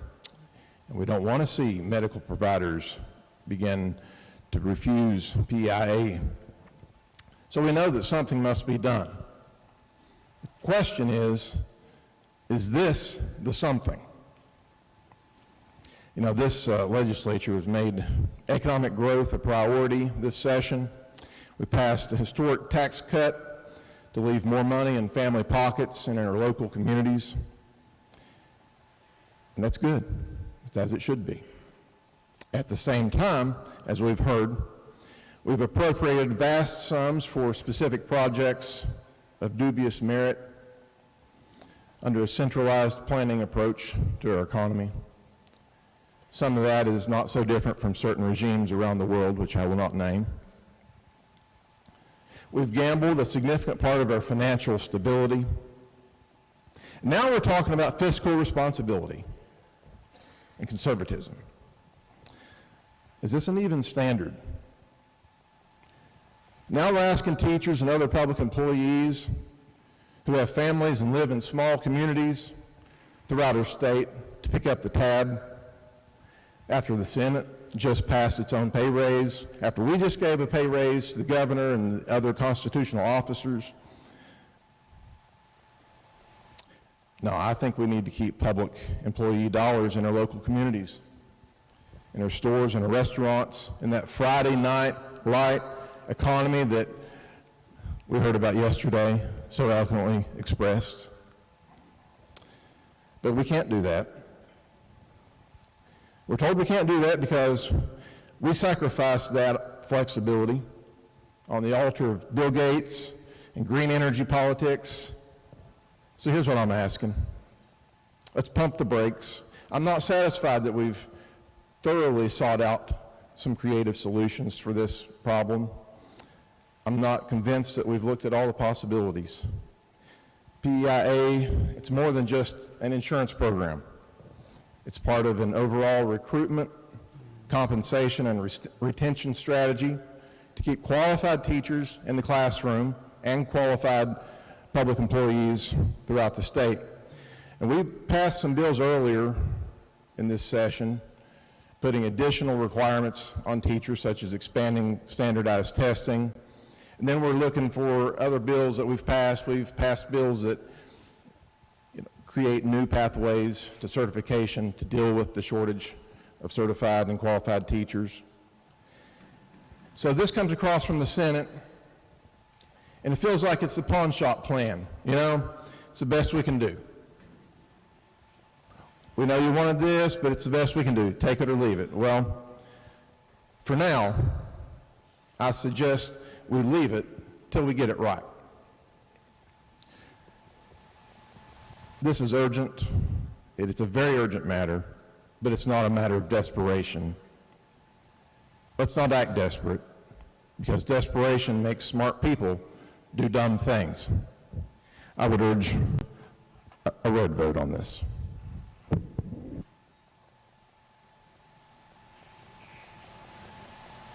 Gentleman 26, close debate on the bill. Thank you, Mr. Speaker, and good afternoon, ladies and gentlemen. Certainly appreciate we've had a long debate. But I would like to add a few things to the debate at this time. Some people may be asking, why am I standing here presenting this bill? Well, for those of you that have been around a while and know me, you'll know that there's not been a Republican in this chamber that stuck up for public education any more than I have. I'm going to remind people of that. I voted against charter schools, the omnibus bill, the Hope Scholarship. I voted for the largest pay raise, much more than what the governor initially offered for our public school teachers. We've also stood up with our friends in labor. So I'm going to remind people in this body why I'm standing here today is I've always had empathy and an ability to work across the aisle to get something done for the benefit of our public workers. I was tasked for this job to try to reach compromise. First of all, we did our homework and evaluated where we're at. And we're going into that in a second, but where we're at, I'm going to tell you, is we can't sustain it. The state got into this situation before with workers' compensation. It's about to drag this chamber down. We're still putting money in to fix this workers' compensation problem. So we're going to back up and we're going to look at the history of PEIA. PEIA was created in 1971 by an act of this legislature. It's been spoken about many times. Currently, it covers 230,000 people.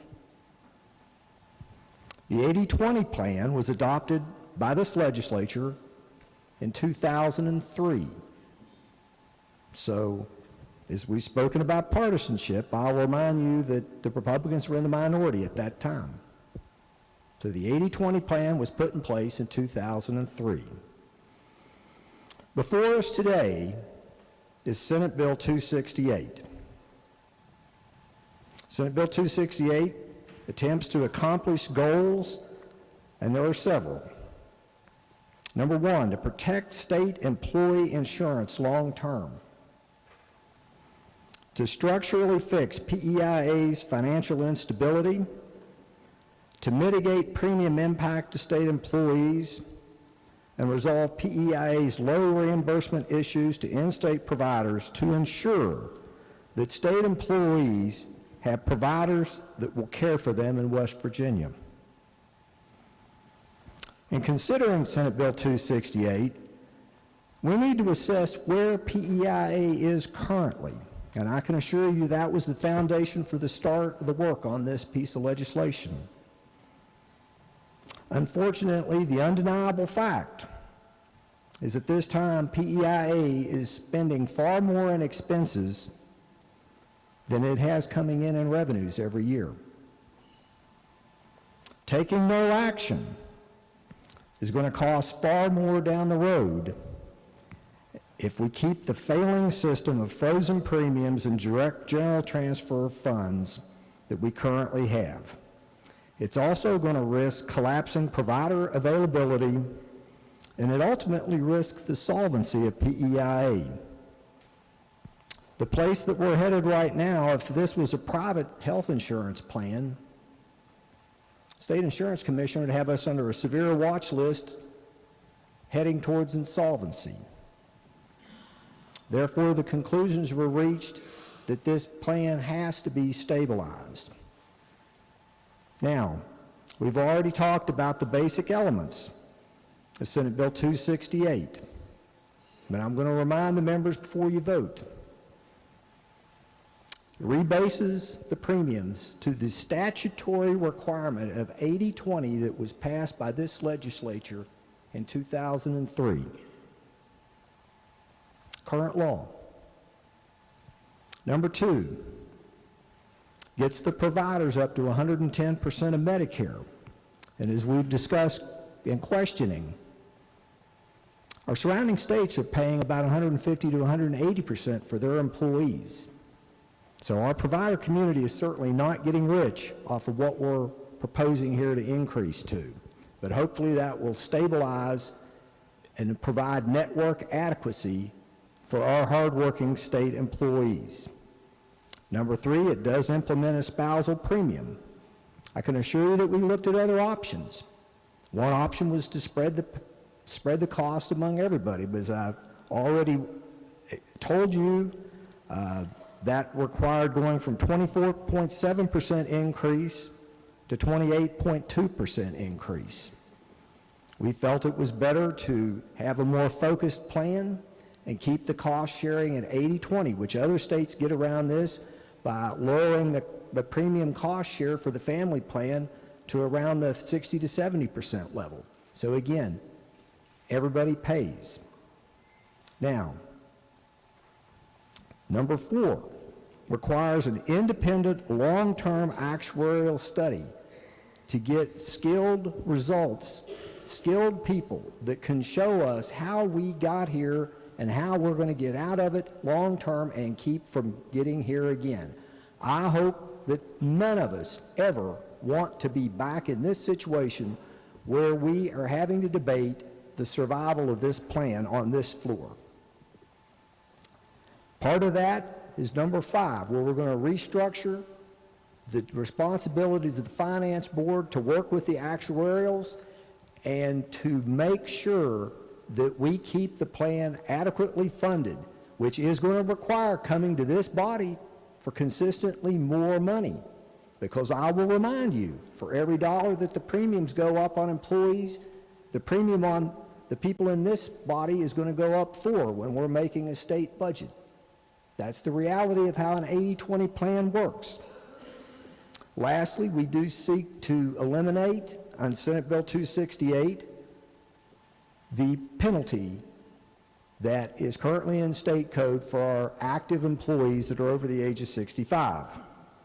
Now, Senate Bill 268, I believe, is necessary to stabilize PEIA for our hardworking employees that depend on it each and every day. So where we're at right now, for the plan year that we're putting together, we're $154 million that's going to be needed in additional funding. That funding will be provided, but we're going to do it in some different ways than we've done in the past. So we're going to transfer money in such a way that we're able to draw 32% out of either federal funds or out of special revenue. That's a marked change for the way that PEIA's functioned in the past, but it will help alleviate the strain on the general fund, and this year alone, it's going to put $76.9 million more in the general fund. Where will those monies go? They'll go to support our schools. They'll go to support pay raises. They'll go to do things that are the necessary functions of the state government. By the year 2027, if we do nothing and we keep the current plan in place, that transfer is going to be $424 million, which will suck the lifeblood out of our ability to do things for our state through the general fund that need to be done for the betterment of the citizens of the state of West Virginia. So,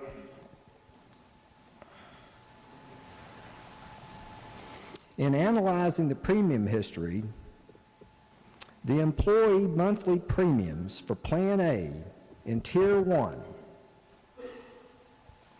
Tier 5, and Tier 10 was $63, $108, and $247 in 2012. The plan that we're putting together this year, that we're just completing, those same premiums were $64, $109, and $249, effectively unchanged between 2012 and 2023. That same trend carries through for the employee with children and the family plans. There's been no substantial increase. Now, as I've already pointed out, our non-state employees that are in PEIA, they're going up 9.7% this year, and they went up 5% last year, and I never got the exact numbers, but they've apparently had raises every year, so they've had substantially more raises. We have to act to get our reserve funds back up to the statutory minimum of 12.5%. By implementing Senate Bill 268, there's still going to be, over the next 4 years, $600 million that this body is going to have to put in to PEIA in addition to what they're putting in currently. So don't think that we're getting out of this easy. We want to keep a quality plan for our employees. Over that 4 years, only 13.7%, and I'm going to repeat that, 13.7% of the increase will come from increased premiums. Again, as someone that has stood up vehemently for working people in this state, and particularly public education, we were able to mitigate these changes down to a 13.7% increase in the corpus of money going to fund PEIA over the next 4 years is all that's coming out of premiums. The rest is a general obligation of the state of West Virginia. I do think that going forward, as we've talked about, the changes in the fiduciary responsibility of the Finance Board are significant. That is the mechanism that we're going to use with oversight to make sure that we're never standing here again, whoever the 100 people are in this chamber, having to debate whether we want a quality plan for our employees.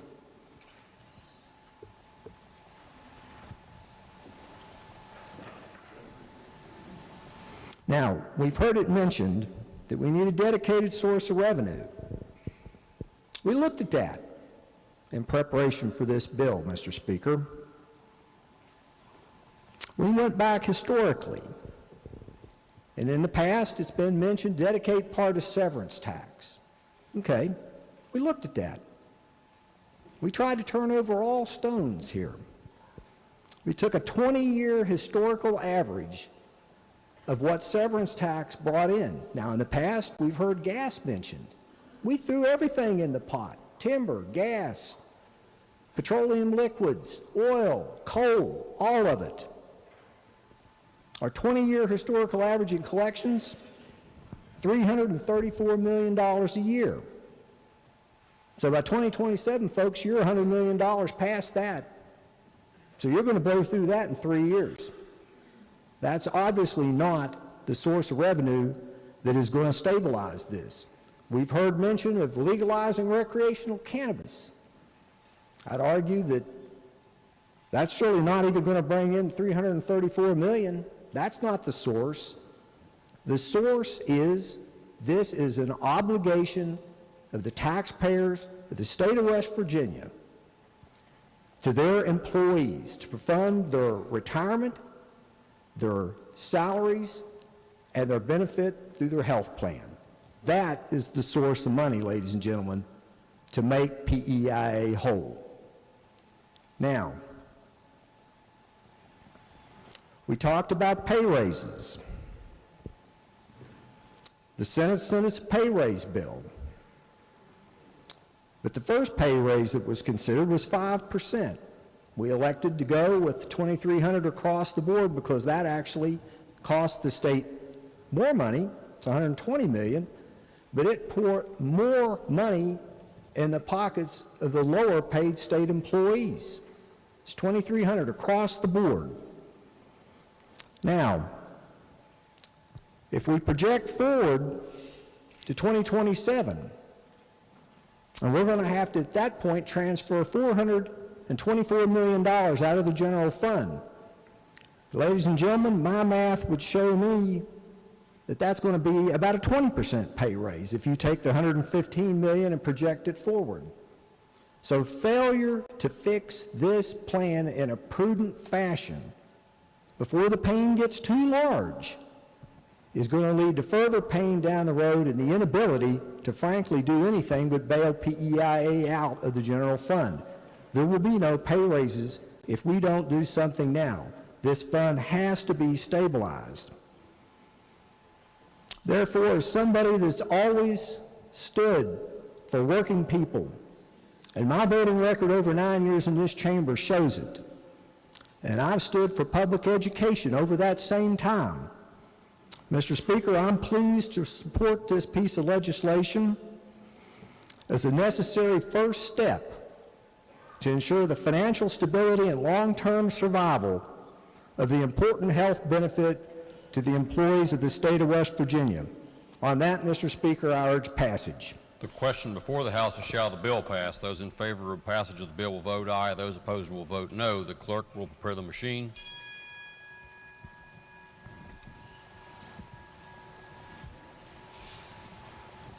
Has every member voted?